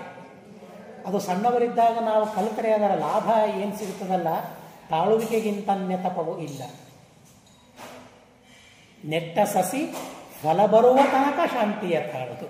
ಎಷ್ಟು ವರ್ಷ ಬೇಕ್ರಿ ಮಾವಿನ ಹಣ್ಣು ಬರಲಿಕ್ಕೆ, ತೆಂಗಿನಕಾಯಿ ಬರಲಿಕ್ಕೆ? ಈಗೇನೋ ಬಹಳ ಸುಲಭವಾಗಿ ಬರ್ತದೆ, ಆರೋಗ್ಯಕರ ಅಲ್ಲ ಅದು. ಅದಕ್ಕೆ ಕಾಲ ಬೇಕದಕ್ಕೆ. ಹಾಗೆ ಆ ವಿದ್ಯಾಧೀಶ ವಿಜಯರ ವೃಕ್ಷ ಅದು ಫಲಿಸಬೇಕಾದ್ರೆ ನಾವು ದೊಡ್ಡವರಾದಾಗ ಅದರಿಂದ ಏನೇನು ಬರ್ತದೆ, ಅದರಿಂದ ಬಂತು ಅಂತ ನಮಗೆ ನೆನಪಾಗ್ತದೆ ನಮಗೆ. ಹಾಗೆ ಈ ಪ್ರತಿನಿತ್ಯ ವಿದ್ಯೆಯ ಉದ್ಯೋಗ ಇರಬೇಕು ಅಂತ ಹೇಳ್ತಾರೆ. ವಿದ್ಯೋದ್ಯೋಗ ವಾಸರಾನ್ಯಾಪಯಂತಂ ಪ್ರಾಪ್ತ ಔನ್ನತ್ಯಂ. ಆ ಔನ್ನತ್ಯವನ್ನು ಪಡೀತರು. ಹಾಗಾದರೆ ಹಣ ಹೇಳಿತು, ಈ ಔನ್ನತ್ಯ ನಿಮಗೆ ಬೇಡ ಅಲ್ವಾ? ನಿಮಗೆ ಬೇಕೇ ಆಗಿಲ್ವಲ್ಲ? ಉದ್ಯೋಗನೇ ಇಲ್ಲ ಅಲ್ಲ. ಹಣಕ್ಕಾಗಿ ಉದ್ಯೋಗ ಇದೆಯಾ? ವಿದ್ಯೋದ್ಯೋಗ ಇದೆ, ಧನೋದ್ಯೋಗ ಇದೆಯಾ ಅವರಿಗೆ? ನೋಡಿ ರಾಘವೇಂದ್ರ ಸ್ವಾಮಿಗಳ ಜೀವನ ನೋಡಿ. ಹಣಕ್ಕಾಗಿ ಉದ್ಯೋಗವೇ ಇಲ್ಲ, ಪ್ರಯತ್ನವೇ ಮಾಡ್ತಾ ಇಲ್ಲ. ಈ ಜೀವನ ಅಲ್ಲ, ವೈರಾಗ್ಯ ಜೀವನ. ನಿನ್ನೆ ನಾವು ಜ್ಞಾನ ಭಕ್ತಿ ವೈರಾಗ್ಯಗಳ ಬಗ್ಗೆ ಕೇಳಿದ್ವಿ. ಇಲ್ಲಿ ವಿದ್ಯಾ ಜ್ಞಾನದ ಬಗ್ಗೆ ಹೇಳಿದರು. ಜ್ಞಾನ ಇದೆ, ಭಕ್ತಿ ಇದೆ, ಜೊತೆಗೆ ವೈರಾಗ್ಯ ಎಷ್ಟು ಅಂದರೆ ಹಣ ಬೇಕು, ಪರಮಾಣುವಿನಷ್ಟು ಪ್ರಯತ್ನ ಮಾಡಲಿಲ್ಲ. ಮಾಡಿದರೆ ಸಿಕ್ತಿತ್ತೋ ಇಲ್ವೋ? ನಮ್ಮಂಥ ಮೂರ್ಖರಿಗೆ ಸಿಗ್ತದೆ, ಮುಟ್ಟಾಳರಿಗೆ ಸಿಗ್ತದೆ, ಅಜ್ಞಾನಿಗಳಿಗೆ ಸಿಗ್ತದೆ ಹಣ. ಅವರಿಗೆ ಸಿಗದೆ ಇರಲಿಕ್ಕೆ ಸಾಧ್ಯವಿದೆ. ಎಂಥ ವಿದ್ವತ್ತು, ಎಂಥ ಪಾಂಡಿತ್ಯ ಅವರಿಗೆ ಇತ್ತು. ಅದಕ್ಕೆ ಬಳಸೋದಲ್ಲ, ಅದು ವಿದ್ಯೆಯನ್ನು ಹಣಕ್ಕಾಗಿ ಬಳಸೋದಲ್ಲ. ಇದು ರಾಘವೇಂದ್ರ ಸ್ವಾಮಿಗಳ ಪವಾಡ, ಇದು ಅವರ ಜೀವನ. ಇದು ಪ್ರಾಪ್ತೌನ್ನತ್ಯಂ ಪಾತುಕಂ ನಿರ್ಧನತ್ವಂ. ಅದರಿಂದ ನಿರ್ಧನತ್ವ ಅವರಿಗೆ ಬಂತು ಅಂತ ಹೇಳ್ತಾರೆ. ಅದೇನಾಯಿತು ಅಂದರೆ ಆ ದಾರಿದ್ರ್ಯವನ್ನು ಯಾವಾಗ ಬಳಸ್ಕೊಂಡ್ರು, ಹೇಗೆ ಏನು ಬರ್ತದೆ ಅದನ್ನು ಬಳಸ್ಕೊಳ್ಬೇಕು ಅಂತ ಹೇಳ್ತಾರೆ. ನಮ್ಮ ಸ್ವಾಮಿಗಳು ಆ ಶೇಷದೇವರ ಬಗ್ಗೆ ಪ್ರವಚನವನ್ನು ಹೇಳಬೇಕಾದ್ರೆ ಇಷ್ಟು ಅದ್ಭುತವಾಗಿ ಹೇಳಿದ್ದಾರೆ. ಕೋಟೆ ಹೈಸ್ಕೂಲಲ್ಲಿ ಒಂದು ಸಲ ರಾಮಾಯಣವನ್ನು ಹೇಳಬೇಕಾದ್ರೆ ಶೇಷದೇವರ ಬಗ್ಗೆ ಹೇಳಿ ಬಹಳ ಅದ್ಭುತವಾಗಿ ಹೇಳಿದ್ದಾರೆ. ಅದು ಬಹುಶಃ ಹೊರಗಡೆಗೆ ಈಗ ಎಲ್ಲಿಯೂ ಉಪಲಬ್ಧ ಇಲ್ಲ ಅಂತ ಅನ್ನಿಸ್ತದೆ, ಆಡಿಯೋ ಗಿಡಿಯೋ ಗೊತ್ತಿಲ್ಲ ನನಗೆ. ಆದರೆ ಶತಮೋದ ಅಂತ ಪಾಲಮೂರಿನಲ್ಲಿ ಚಾತುರ್ಮಾಸ್ಯ ಆದಾಗ ಒಂದು ಪುಸ್ತಕದ ಸಂಗ್ರಹವನ್ನು ಮಾಡಿದ್ದೆ. ಆನಂದಾಚಾರ್ಯ ನಮ್ಮ ಕ್ಲಾಸಿನವರೆಲ್ಲ ಸೇರಿ ಆಚಾರ್ಯರು ಒಂದು ಲೇಖನವನ್ನು ಬರೆದಿದ್ದಾರೆ ಗಣಪತಿಯ ಬಗ್ಗೆ. ಅಲ್ಲಿ ಮಹಾಸ್ವಾಮಿಗಳ ಶೇಷದೇವರ ಬಗ್ಗೆ ಪ್ರವಚನವನ್ನು ಹೇಳಿದ್ದಾರಲ್ಲ, ಅದರ ಬಗ್ಗೆ ಅದರ ಲೇಖನ ಇದೆ, ಓದಿ. ಎಷ್ಟು ಅದ್ಭುತವಾಗಿ ಶೇಷದೇವರ ಬಗ್ಗೆ ಹೇಳಿದ್ದಾರೆ ಅಂದರೆ ಪರಮಾದ್ಭುತವಾಗಿ ಹೇಳಿದ್ದಾರೆ. ಇಲ್ಲಿ ಅಂಥ ವಿಷಯವನ್ನು ತಿಳಿಸ್ತಾರೆ. ಬುದ್ಧಿವಾರ್ತ್ಯಂ ಅತ್ಯಾಸನ್ನ ಶ್ರೀನಿಧಿ ಉಪಾಯ. ಅದರಲ್ಲಿ ವಿಷಯ ಏನಿದೆ ಬಳಸ್ಕೊಳ್ಬೇಕು. ಯಾರ್ಯಾರನ್ನು ಹೇಗೆ ಬಳಸ್ಕೊಳ್ಬೇಕು? ತಾಯಿ ಇದ್ದಾಳೆ, ಬಳಸ್ಕೊಳ್ತಾ ಇದ್ದೀವ? ಮಹಾಸ್ವಾಮಿಗಳು ಇವೆಲ್ಲ ವಿಷಯಗಳನ್ನು ಹೇಳಿದ್ದಾರೆ. ತಾಯಿ ಇದ್ದಾರೆ, ಬಳಸ್ಕೊಳ್ತಾ ಇದ್ದೀವ? ತಂದೆ ಇದ್ದಾರೆ, ಬಳಸ್ಕೊಳ್ತಾ ಇದ್ದೀವ? ಅಣ್ಣ, ತಮ್ಮ, ಅಕ್ಕ, ತಂಗಿ, ಸಂಸಾರ ಯಾರನ್ನೇ ಹೇಗೆ ಬಳಸ್ಕೊಳ್ಬೇಕು ಹಾಗೆ ಬಳಸ್ಕೊಳ್ತಾ ಇದ್ದೀವ ನಾವು? ಬಳಸ್ಕೊಳ್ತಾ ಇಲ್ಲ. ಬಳಸ್ಕೊಳ್ಬೇಕು ಹೇಗೂ ಅಂತಲೇ ಗೊತ್ತಿಲ್ಲ. ಗುರುಗಳು ಬಳಸ್ಕೊಳ್ತಾ ಇದ್ದೀವ? ಬಳಸ್ಕೊಳ್ತಾ ಇಲ್ಲ. ಹೇಗೆ ಬಳಸ್ಕೊಳ್ಬೇಕು ಗುರುಗಳನ್ನು ಅಂದರೆ, ಬರೀ ಮುದ್ರೆಗಾಗಿ ಮಾತ್ರ ಗುರುಗಳಲ್ಲ, ಮಂತ್ರಾಕ್ಷತೆಗಾಗಿ ಮಾತ್ರ ಗುರುಗಳಲ್ಲ, ಉಪದೇಶಕ್ಕೂ ಗುರುಗಳೇ. ಗುರುಗಳು ಅಂತಂದರೆ ಮುಗಿದೋಯ್ತು ನಮ್ಮ ಜೀವನದಲ್ಲಿ. ನನಗೇನೇ ಬರ್ತದೆ ಅಂದರೆ ಅವರಿಂದ ಬರಬೇಕು. ಒಬ್ಬರನ್ನು ನಂಬಿ ಬದುಕಬೇಕು, ಕುಲಗುರುಗಳು ಅಂತ. ಮುದ್ರೆ ಅವರಿಂದಲೇ, ಇನ್ನೊಬ್ಬರ ಹತ್ರ ಅಲ್ಲ. ಮಂತ್ರೋಪದೇಶ ಅವರಿಂದಲೇ, ಇನ್ನೊಬ್ಬರ ಹತ್ರ ಅಲ್ಲ. ಅದು ಗುರುವೃತ್ತಿ, ಅದು ದೀಕ್ಷೆ. ಆ ದೀಕ್ಷೆಯಿಂದ ಚ್ಯುತರಾಗಬಾರದು ಅಂತ ಹೇಳ್ತಾರೆ. ಆ ದೀಕ್ಷೆಯಿಂದ ಚ್ಯುತರಾಗಬಾರದು ಅಂತ ಹೇಳ್ತಾರೆ. ಅದನ್ನು ಗುರುಗಳನ್ನು ಬಳಸಿಕೊಳ್ಳೋದು. ಗುರುಗಳನ್ನು ಹೇಗೆ ಉಪಯೋಗ ಮಾಡ್ಕೊಳ್ಬೇಕು ನಾವು ಜೀವನದಲ್ಲಿ. ನಮಗಾಗಲ್ಲ ಇದ್ದವರವರು, ನಮಗಾಗಿ ಇದ್ದವರವರು. ಎಲ್ಲೇ ಒಂದು ಕಡೆಗೆ ಶ್ರಾವಣ ಶುಕ್ಲ ಏಕಾದಶಿ ಕಥೆಯನ್ನು ನೋಡ್ತಾ ಇದ್ದೆ ನಾನು. ಅಲ್ಲಿ ಲೋಮಶರ ಹತ್ರ ಹೋಗ್ತಾರೆ ಜನರೆಲ್ಲ. ಲೋಮಶರ ಹತ್ರ ಹೋದರೆ ಲೋಮಶರ್ ಅಂತಾರೆ, ನಾವಿರೋದೇ ನಿಮಗಾಗಿ ಅಂತ ಹೇಳ್ತಾರೆ. ನೋಡ್ರಿ, ಅವ್ರು ಯಾರು ಸಲಾಗಿದ್ದಾರೆ? ಒಂದು ಕ್ಷಣ ನಮ್ಮ ಗುರುಗಳು ಅನ್ನೋದಕ್ಕಾಗಿ ಅವರ ಬಗ್ಗೆ ನಾವು ವಿಚಾರ ಮಾಡೋಣ. ಸ್ವಾಮಿಗಳು ಯಾರ ಸಲುವಾಗಿದ್ದಾರೆ? ಸತ್ಯಾತ್ಮ ತೀರ್ಥರು ಯಾರ ಸಲುವಾಗಿದ್ದಾರೆ? ನಮ್ಮ ಸಲುವಾಗಿದ್ದಾರೆ. ನಿಮ್ಮ ಸಲಾಗಲ್ಲ, ಅವ್ರ ಸಲಾಗಲ್ಲ. ಏನು ಅವ್ರ ಸಲಾಗಿ ಏನು ಮಾಡ್ಕೊಳ್ತಾರೆ ಹೇಳಿ? ಅವ್ರ ಸಲಾಗಿ ಮಾಡ್ಕೊಳ್ತಾರೆ, ಇಲ್ಲ ಅಂತಲ್ಲ. ಅವರ ಸಾಧನೆ ಇದ್ದೇ ಇದೆ, ಅವರದ್ದೇನೂ ಇಲ್ಲ ಅಂತ ಹೇಳೋದಿಲ್ಲ. ಆದರೂ ಅವರ 24 ಗಂಟೆ ನಮಗಾಗಿ ಪಾಠ ಹೇಳ್ತಾರೆ, ನಮಗಾಗಿ. ಒಂದು ಕಡೆಗೆ ಯಾವ ಜನರ ಸಂಪರ್ಕವೂ ಇಲ್ಲದೆ ಪಾಠ ಪ್ರವಚನ ಮಾಡ್ತಾರೆ ಅಂತಾದರೂ ಅದು ನಮಗಾಗಿ. ಪಾಠ ಪ್ರವಚನದಿಂದ ಏನಾಗ್ತದೆ ಗೊತ್ತಾ? ಜಪತಪಗಳಿಂದ ಏನಾಗ್ತದೆ ಗೊತ್ತಾ? ಅವರಿಗೆ ಮಾತ್ರ ಅಲ್ಲ, ಅದು ಎಲ್ಲರಿಗೆ ಬರ್ತದೆ ಅಂತ ಹೇಳ್ತಾರೆ. ಲೋಕಕ್ಷೇಮ ಅದರಿಂದ ಆಗ್ತದೆ ಅಂತ ಹೇಳ್ತಾರೆ. ಹೀಗಾಗಿ ಆ ದಾರಿದ್ರ್ಯ ಬಂತು ರಾಘವೇಂದ್ರ ಸ್ವಾಮಿಗಳಿಗೆ. ದಾರಿದ್ರ್ಯವನ್ನು ಹೇಗೆ ಉಪಯೋಗಿಸ್ಕೊಂಡ್ರು? ಅಲ್ರಿ, ಹಣ ಬಂದರೆ ಉಪಯೋಗಿಸ್ಕೊಳ್ತೇವೆ, ದಾರಿದ್ರ್ಯವನ್ನೇನು ಉಪಯೋಗಿಸ್ಕೊಳ್ಳೋದು? ದಾರಿದ್ರ್ಯವನ್ನು ಹೇಗೆ ಉಪಯೋಗ? ಅತ್ಯಾಸನ್ನ ಶ್ರೀನಿಧಾನೆಂದಿರೇಶ ಧ್ಯಾನೋಪಾಯ. ಅವಾಗಂದ್ರಂತೆ ದಾರಿದ್ರ್ಯ ಇದೆಯಲ್ಲ, ಸರಿ, ನಾನೇನು ಮಾಡ್ಲಿಕ್ಕೆ ಆಗೋದಿಲ್ಲಲ್ಲ, ಈಗ ಬೇಡ ದೇವರ ಧ್ಯಾನ ಮಾಡಲಿಕ್ಕೆ. ದಾರಿದ್ರ್ಯನೇ ಬೇಕಲ್ವಾ? ಬಂದ ದಾರಿದ್ರ್ಯವನ್ನು ದೇವರ ಧ್ಯಾನ ಮಾಡೋದಕ್ಕಾಗಿ ಉಪಯೋಗಿಸ್ಕೊಂಡ್ಬಿಟ್ರಂತೆ. ಹಣ ಇದ್ರೆ ಇದನ್ನೆಲ್ಲ ಮಾಡ್ಲಿಕ್ಕೆ ಆಗೋದಿಲ್ಲ. ಧ್ಯಾನ ಮಾಡ್ಲಿಕ್ಕೆ ಆಗ್ತದ? ಹಣ ಇದ್ರೆ ಆಗ್ತದೆ. ಧನದ ಧ್ಯಾನ ಆಗಿಬಿಡ್ತದೆ, ಧನಧ್ಯಾನ ಆಗಿಬಿಡ್ತದೆ, ದೇವರ ಧ್ಯಾನ ಆಗೋದಿಲ್ಲ. ಮಹಾಸ್ವಾಮಿಗಳು ಒಂದು ಕಥೆಯನ್ನು ಹೇಳ್ತಾ ಇರ್ತಾರೆ. ಒಬ್ಬ ವ್ಯಕ್ತಿ ಚಪ್ಪಲಿ ಹೊಲಿಯುವವನು ರಾಜನ ಅರಮನೆ ಮುಂದೆ ಕುಳಿತುಕೊಂಡಿದ್ದಾನೆ. ಬೇಕಾದ ಜನ ಬರ್ತಾರೆ, ನನಗೆ ಉಪಜೀವನ ಆಗ್ತದೆ ಅಂತ. ಒಂದು ದಿವಸ ರಾಜ ನೋಡ್ತಾನೆ, ಅಯ್ಯೋ ಪಾಪ, ಇಂಥ ಕೆಲಸ ಮಾಡ್ತಾ ಇದ್ದಾನಲ್ಲ, ಅವನಿಗೆ ಉಪಜೀವನಕ್ಕಾಗಿ ನಾನೇನಾದರೂ ಕೊಡೋಣ ಅಂತ ಹೇಳಿ ಒಂದು ದಿವಸ ಕರೆಸ್ತಾನೆ. ಬೇಡಪ್ಪ, ಇಷ್ಟು ಬಿಸಿಲಲ್ಲಿ ಕೂತು ಇಷ್ಟೆಲ್ಲ ಕೆಲಸ ಮಾಡ್ಲಿಕ್ಕೆ ಹೋಗಬೇಡ, ನಿನಗೇನು ಬೇಕು? ಜೀವನಕ್ಕೆ ಬೇಕಾದ ಹಣ ಬೇಕಲ್ಲ, ನಾನು ಕೊಡ್ತೇನೆ ಅಂತ. ಅವನಿಗೆ ರಾಜನಿಗೆ ಏನು ಮೋಹ ಅಂತಂದರೆ, ಅವನಲ್ಲಿ ಕೂತ್ಕೊಂಡು ದೇವರ ಹಾಡು ಹಾಡ್ತಾ ಚಪ್ಪಲಿಯನ್ನು ಹೊಲಿತಾ ಇದ್ದ. ಅದಕ್ಕೆ ಪ್ರಭಾವ ಆಯಿತು ಅವನಿಗೆ. ದೇವರ ಹಾಡು ಕೇಳಿ ಕೇಳಿ ಕೇಳಿ ಕೇಳಿ ಆನಂದ ಆಗ್ತಿತ್ತು ಅವನಿಗೆ. ಮರ್ತೋಗ್ಬಿಡ್ತಿತ್ತ, ಅವನು ಎಲ್ಲ ದುಃಖಗಳನ್ನ ಮರೀತಿದ್ದ. ಅದನ್ನು ಕೇಳಿ ಅವನು ಕರೀತಾನೆ, ಇಂಥ ಉಪಕಾರ ಮಾಡಿದ್ದಾನೆ, ಹಣ ಕೊಡೋಣ ಅಂತ ಜೀವನಕ್ಕೆ ಬೇಕಾದ ಹಣವನ್ನೆಲ್ಲ ಕೊಟ್ಟ. ಹಣ ಕೊಟ್ಟ ಮಾರನೇ ದಿವಸ ಬರಲಿಲ್ಲ ಅವನು. ಬಹುಶಃ ಏನೋ ಆಗಿರಬಹುದು ಅಂತ ತಿಳ್ಕೊಂಡ. ವಾರ ಆಯಿತು, ತಿಂಗಳಾಯಿತು, ಬರ್ತಾ ಇಲ್ಲ.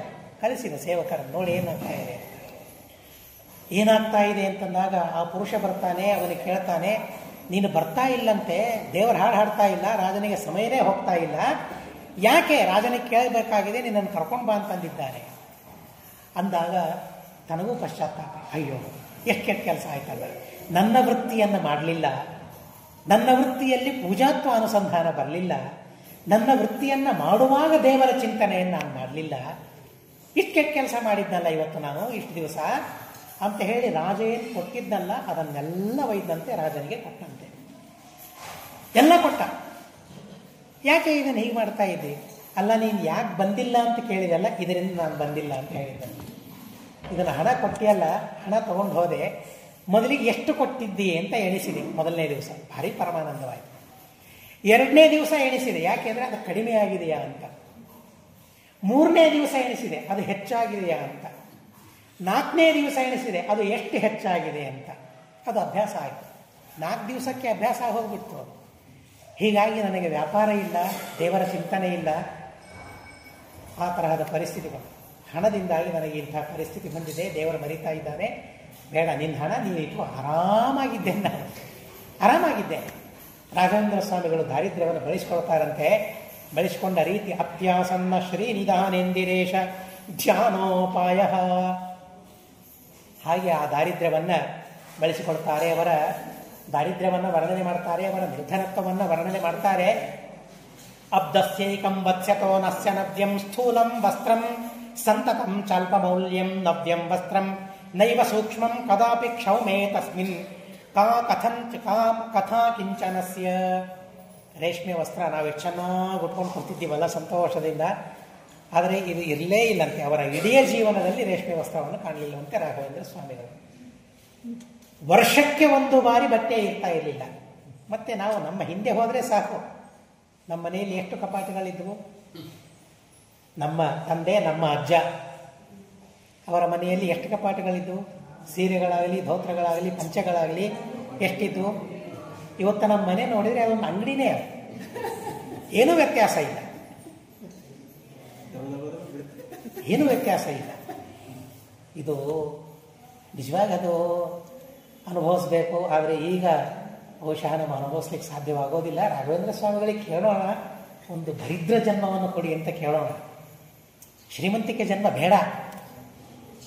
ಹೇಗೆ ನಾವೆಲ್ಲ ಬೆಂಗಳೂರು ಬೇಡ ಅಂತ ಮೂಗೂರಿಗೆ ಬರ್ತೀವಲ್ಲ, ಹಾಗೆ ಶ್ರೀಮಂತಿಕೆ ಬೇಡ ಅಂತ ದರಿದ್ರ ಅಂತ ಹೆಸರಿರೋ ಊರು ಯಾವುದಾದ್ರೂ ಇದ್ರೆ ಆ ಊರಿಗೆ ಹೋಗಿ ಹಾಗೆ ಹುಟ್ಟೋಣ, ದರಿದ್ರರಾಗಿ ಹುಟ್ಟೋಣ, ಏನೂ ಇರಬಾರ್ದು. ಆದರೆ ದೇವ್ರ ಧ್ಯಾನ ಮಾತ್ರ ಇರಬೇಕಾ. ಮತ್ತೆ ಅದಿಲ್ಲ ಅಂತಂದ್ರೆ ಏನು ಮಾಡೋದು ತೆಗೆದುಕೊಂಡು. ಶ್ರೀಮಂತಿಕೆಯನ್ನು ನಾನು ನಿಂದೆ ಮಾಡ್ತಾ ಇಲ್ಲ, ಶಾಸ್ತ್ರ ನಿಂದೆ ಮಾಡೋದಿಲ್ಲ. ಸುಧಾಮನಂತಹ ಮಹಾಜ್ಞಾನಿಗಳಿಗೂ ಮತ್ತೆ ಭಗವಂತ ಶ್ರೀಮಂತಿಕೆಯನ್ನು ಕೊಟ್ಟಿದ್ದಾನೆ. ಆದರೆ ದಾರಿದ್ರ್ಯವನ್ನು ಹೇಗೆ ಉಪಯೋಗಿಸ್ಬೇಕು, ದಾರಿದ್ರ್ಯವನ್ನು ಹೇಗೆ ಅನುಭವಿಸ್ಬೇಕು ರಾಘವೇಂದ್ರ ಸ್ವಾಮಿಗಳು ಕಲಿಸ್ತಾರೆ. ನಮಗೇನಾಗ್ತದೆ ಅಂದರೆ, ಒಂದು ದಿವಸ ಇಂಥ ವಸ್ತು ತಿನ್ಲಿಕ್ಕಿಲ್ಲ ಅಂತಂದರೆ ಅವತ್ತು ನಿದ್ರೆನೇ ಬರೋದಿಲ್ಲ. ಕಲಿಯೋಣ. ಇವತ್ತು ನನಗೆ ಬೇಕಾದದ್ದಿಲ್ಲ ಅಲ್ಲ, ಸರಿ ಇವತ್ತೊಂದು ದಿವಸ ಇದು ನೋಡೋಣ. ನಿದ್ರೆ ಬರೋದಿಲ್ಲ, ಬಿಡ್ಲಿ. ಬಹಳ ಆದರೆ ಏನಾಗ್ತದೆ, ನಿದ್ರೆ ಬರೋದಿಲ್ಲ, ಹೋಗಲಿ. ಅಭ್ಯಾಸ ಇದೆಯಲ್ಲ, ಅಭ್ಯಾಸ ಮಾಡಿದರೆ ಬಹುಶಃ ಸಾಧ್ಯ ಆಗ್ತದೆ ಅಂತ ಅನ್ನಿಸ್ತದೆ. ಆದರೆ ಅಭ್ಯಾಸ ಮಾಡಲಿಕ್ಕೆ ಮಾತ್ರ ಪ್ರಯತ್ನ ಮಾಡೋದಿಲ್ಲ. ಒಂದು ದಿವಸ ಇಡೀ ನಮ್ಮನ್ನು ಇನ್ಮೇಲೆ ಓದ್ತಾ ಒಂದು ದಿವಸ ಪುಸ್ತಕ ಕೆಳಗೆ ಹಾಕೋಣ. ಬೇಕಾದ್ರೆ ನಾನು ಸೆಲ್ಫಿ ತೆಗೆದು ಹಾಕೋಣ. ಬರೀ ಸೆಲ್ಫಿಗಾಗಿ ಬೇಡ, ಅದಕ್ಕೆ ಮಾಡೋದು ಬೇಡ. ಆದರೆ ಒಂದು ದಿವಸ ಆದರೂ ಅಭ್ಯಾಸ ಆಗಲಿ. ಹರಿಕಥಾಮೃತ ಸಾರೋ, ಧನ್ವಂತರಿ ಸುಳಾದಿಯೋ, ನರಸಿಂಹ ಸುಳಾದಿಯೋ, ರಾಘವೇಂದ್ರ ವಿಜಯ, ವಿದ್ಯಾಧಿ ವಿಜಯ, ಸತ್ಯಬೋಧ ವಿಜಯ, ನಮ್ಮ ಅರ್ಹತೆಗೆ ಯಾವುದು ಓದಲಿಕ್ಕೆ ಸಾಧ್ಯ ಇದೆ ಅದನ್ನು ನಮ್ಮ ಅಧಿಕಾರಕ್ಕೆ ತಕ್ಕಂತೆ. ಅಧಿಕಾರ ಮೀರಿ ಹೋಗಬಾರ್ದು, ಮತ್ತೆ ಸರ್ವತಾ ಹೋಗಬಾರ್ದು. ಅಧಿಕಾರ ಮೀರಿ ನಮ್ಮ ಅಧಿಕಾರ ಏನು ಅಂತ ನಾವು ತಿಳಿದು, ನಮ್ಮ ಅಧಿಕಾರದ ಪರಿಧಿಯೊಳಗೆ ನಾವು ಯಾವುದನ್ನು ಓದಬೇಕೋ ಅದನ್ನು ಓದಿ ಒಂದ್ಸಲ ಬೀಳಿಸಿ ಕೊನೆ ತನಕ ಅದನ್ನು ನೆನಪು ಮಾಡ್ಕೊಳ್ಳುತ್ತಾ ಇರೋಣ. ನಾನು ಅವತ್ತು ಹೀಗೆ ಮಾಡಿದ್ದೆ ಅಂತ. ದಿವಸ ಆದರೆ ಬಹಳ ಒಳ್ಳೆಯದಿಲ್ಲ ಅಂತ ಅಲ್ಲ, ಆದರೆ ನನ್ನ ಜೀವನದಲ್ಲಿ ಒಂದು ದಿವಸ ಆದರೂ. ಒಬ್ಬ ಕವಿ ಹೇಳ್ತಾನೆ, ರಾತ್ರಿ ರೇವಂ ವ್ಯರಂಸಿ. ಗೆಳೆಯರೆಲ್ಲ ಕೂತಿರ್ತಾರೆ, ನಮ್ಮ ರಾತ್ರಿ ಹೇಗೆ ಕಳೀತು ಅಂತ ಹೇಳ್ಕೊಳ್ಳೋ ಹಾಗಿರ್ಬೇಕು. ನಮ್ಮ ರಾತ್ರಿ 4 ಜನರ ಮುಂದೆ ನಾನೇನೇನೋ ನೋಡ್ತಾರ ಯಾರ ಮುಂದೆ ಹೇಳ್ಕೊಳ್ಬೇಕು. ಏನೇನೋ ಬರ್ತಿದ್ವಲ್ಲ ಕ್ರೈಮ್ ಸ್ಟೋರಿ, ಅವು ಇವು ನೋಡ್ತಾ ರಾತ್ರಿ ಎಲ್ಲ ನಾನು ಕಳೆದೆ ಅಂತ ಹೇಳ್ಕೊಳ್ಬೇಕಾ?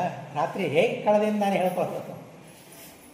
ದೇವರ ಕಥೆಗಳನ್ನು ಕೇಳ್ತಾ, ದೇವರ ಕಥೆಗಳನ್ನು ಹೇಳ್ತಾ, ಸ್ಮರಣೆ ಮಾಡ್ತಾ ಮಲ್ಕೊಂಡೆ. ರಾತ್ರಿ ರೇವಂ ವ್ಯರಂಸಿ. ರಾಮ ಲಕ್ಷ್ಮಣರ ರಾತ್ರಿ ಹೇಗೆ ಕಳೀತು.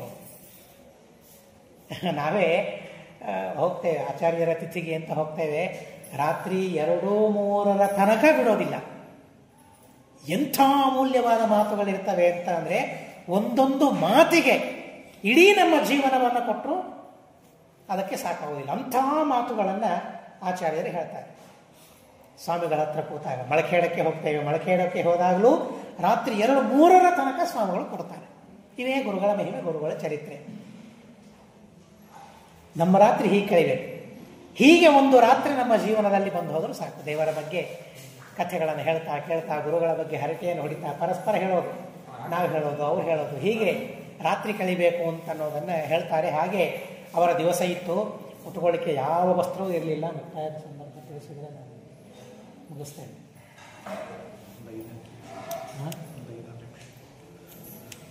ತೈಲಾಭ್ಯಂಗಂ ವತ್ಸರಸ್ಯೈಕವಾರಂ ನೈತಸ್ಯಾಸ್ತಿ ಪ್ರಾಜ್ಯಮಾಜ್ಯಂ ಕಥಂ ಸ್ಯಾತ್. ಬಹಳ ಇವೆ, ಆದರೂ ಕೆಲವು ಪ್ರಧಾನವಾದ ಮಾತುಗಳನ್ನು ನಾನು ತಿಳಿಸ್ತೇನೆ. ಏವಂ ಚೇದಪ್ಯಾದರಾತ್ ಭೋಕ್ತೃಚಿಹ್ನಂ ಸಂಧಾರ್ಯಾಯಂ ಶಾಸ್ತ್ರ ಮುಖ್ಯಾದಜಸ್ರಂ ಹರ್ಷಂ ಪ್ರಾಪ್ತ ಹ್ಯಾತ್ಮಧರ್ಮಾನುರೂಪ ಪತ್ಯಾಕಾರ ಸ್ಪರ್ಶನಾಲಾಪಜಾತಂ.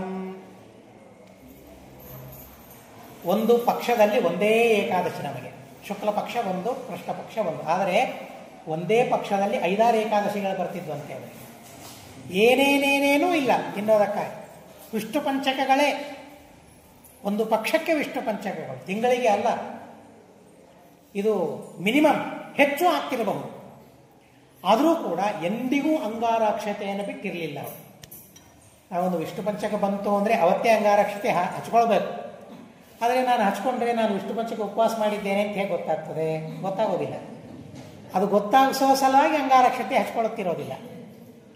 ಯಾಕೆ ಕೇಳಬೇಕು, ಯಾಕೆ ಇವತ್ತು ಅಂಗಾರಕ್ಷತೆ ಹಚ್ಕೊಂಡು ಇವತ್ತು ವಿಷ್ಣು ಪಂಚಕ ಅಲ್ವಾ, ಅಂದರೆ ನಾನು ಮಾಡ್ತಾ ಇದ್ದೇನೆ ಅಂತ ನಾನು ತೋರಿಸ್ಬೇಕು.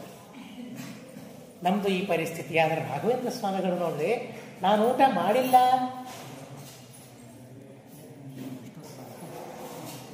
ನಾನು ಊಟ ಮಾಡಿಲ್ಲ ಅಂತ ಗೊತ್ತಾಗಬಾರ್ದು, ಊಟ ಮಾಡಿದ್ದೇನೆ ಅಂತ ಗೊತ್ತಾಗಬೇಕು ಅಂತ ಅನ್ನೋದಕ್ಕಾಗಿ ಸಂತೋಷದಿಂದ ಭೋಕ್ತೃ ಚಿಹ್ನವನ್ನು ಧಾರಣೆ ಮಾಡ್ತಿದ್ದಂತೆ. ಅಂಗಾರ ಅಕ್ಷತೆ ಇದು ಏನು ಅಂತಲೂ ಕಾವ್ಯದಲ್ಲಿ ತಿಳಿಸ್ತಾರೆ.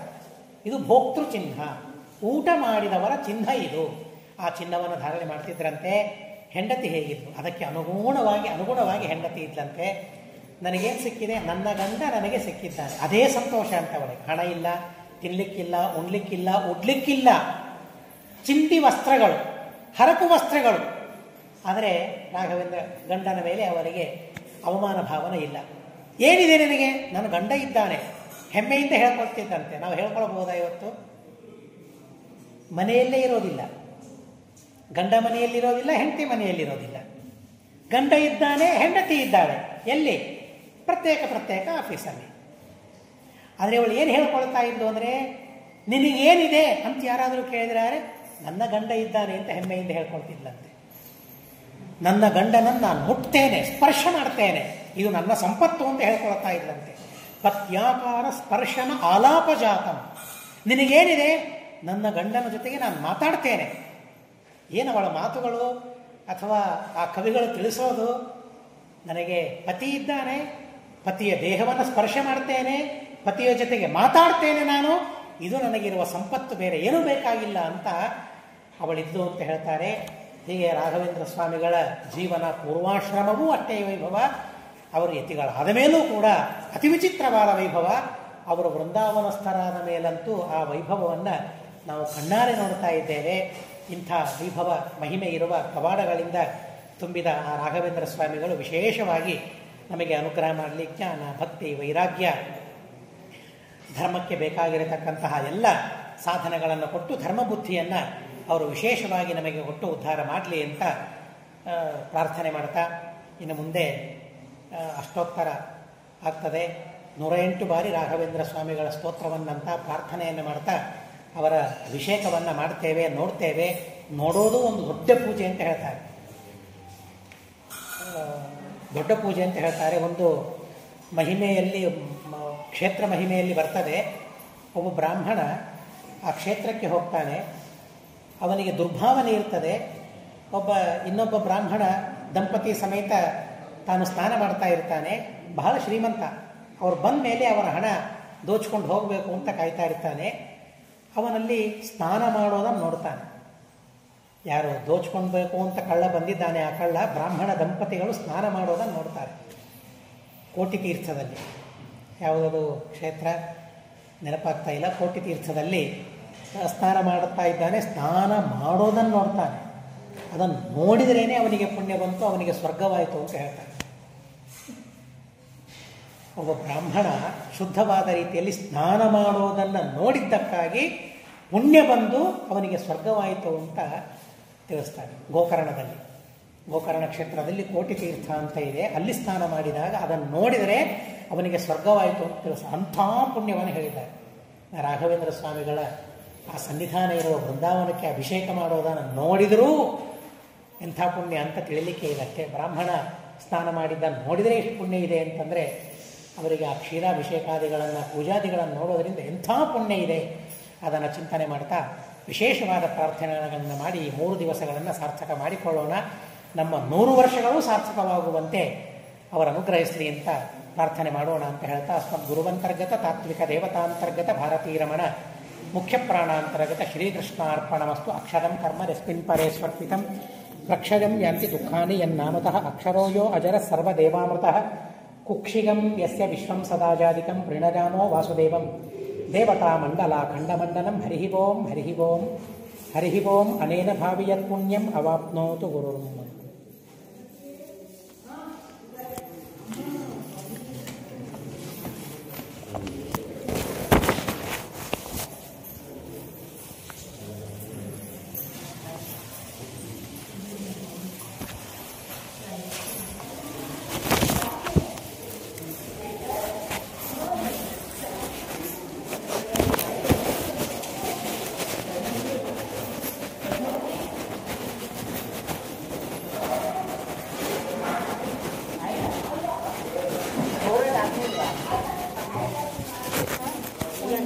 Tama na po.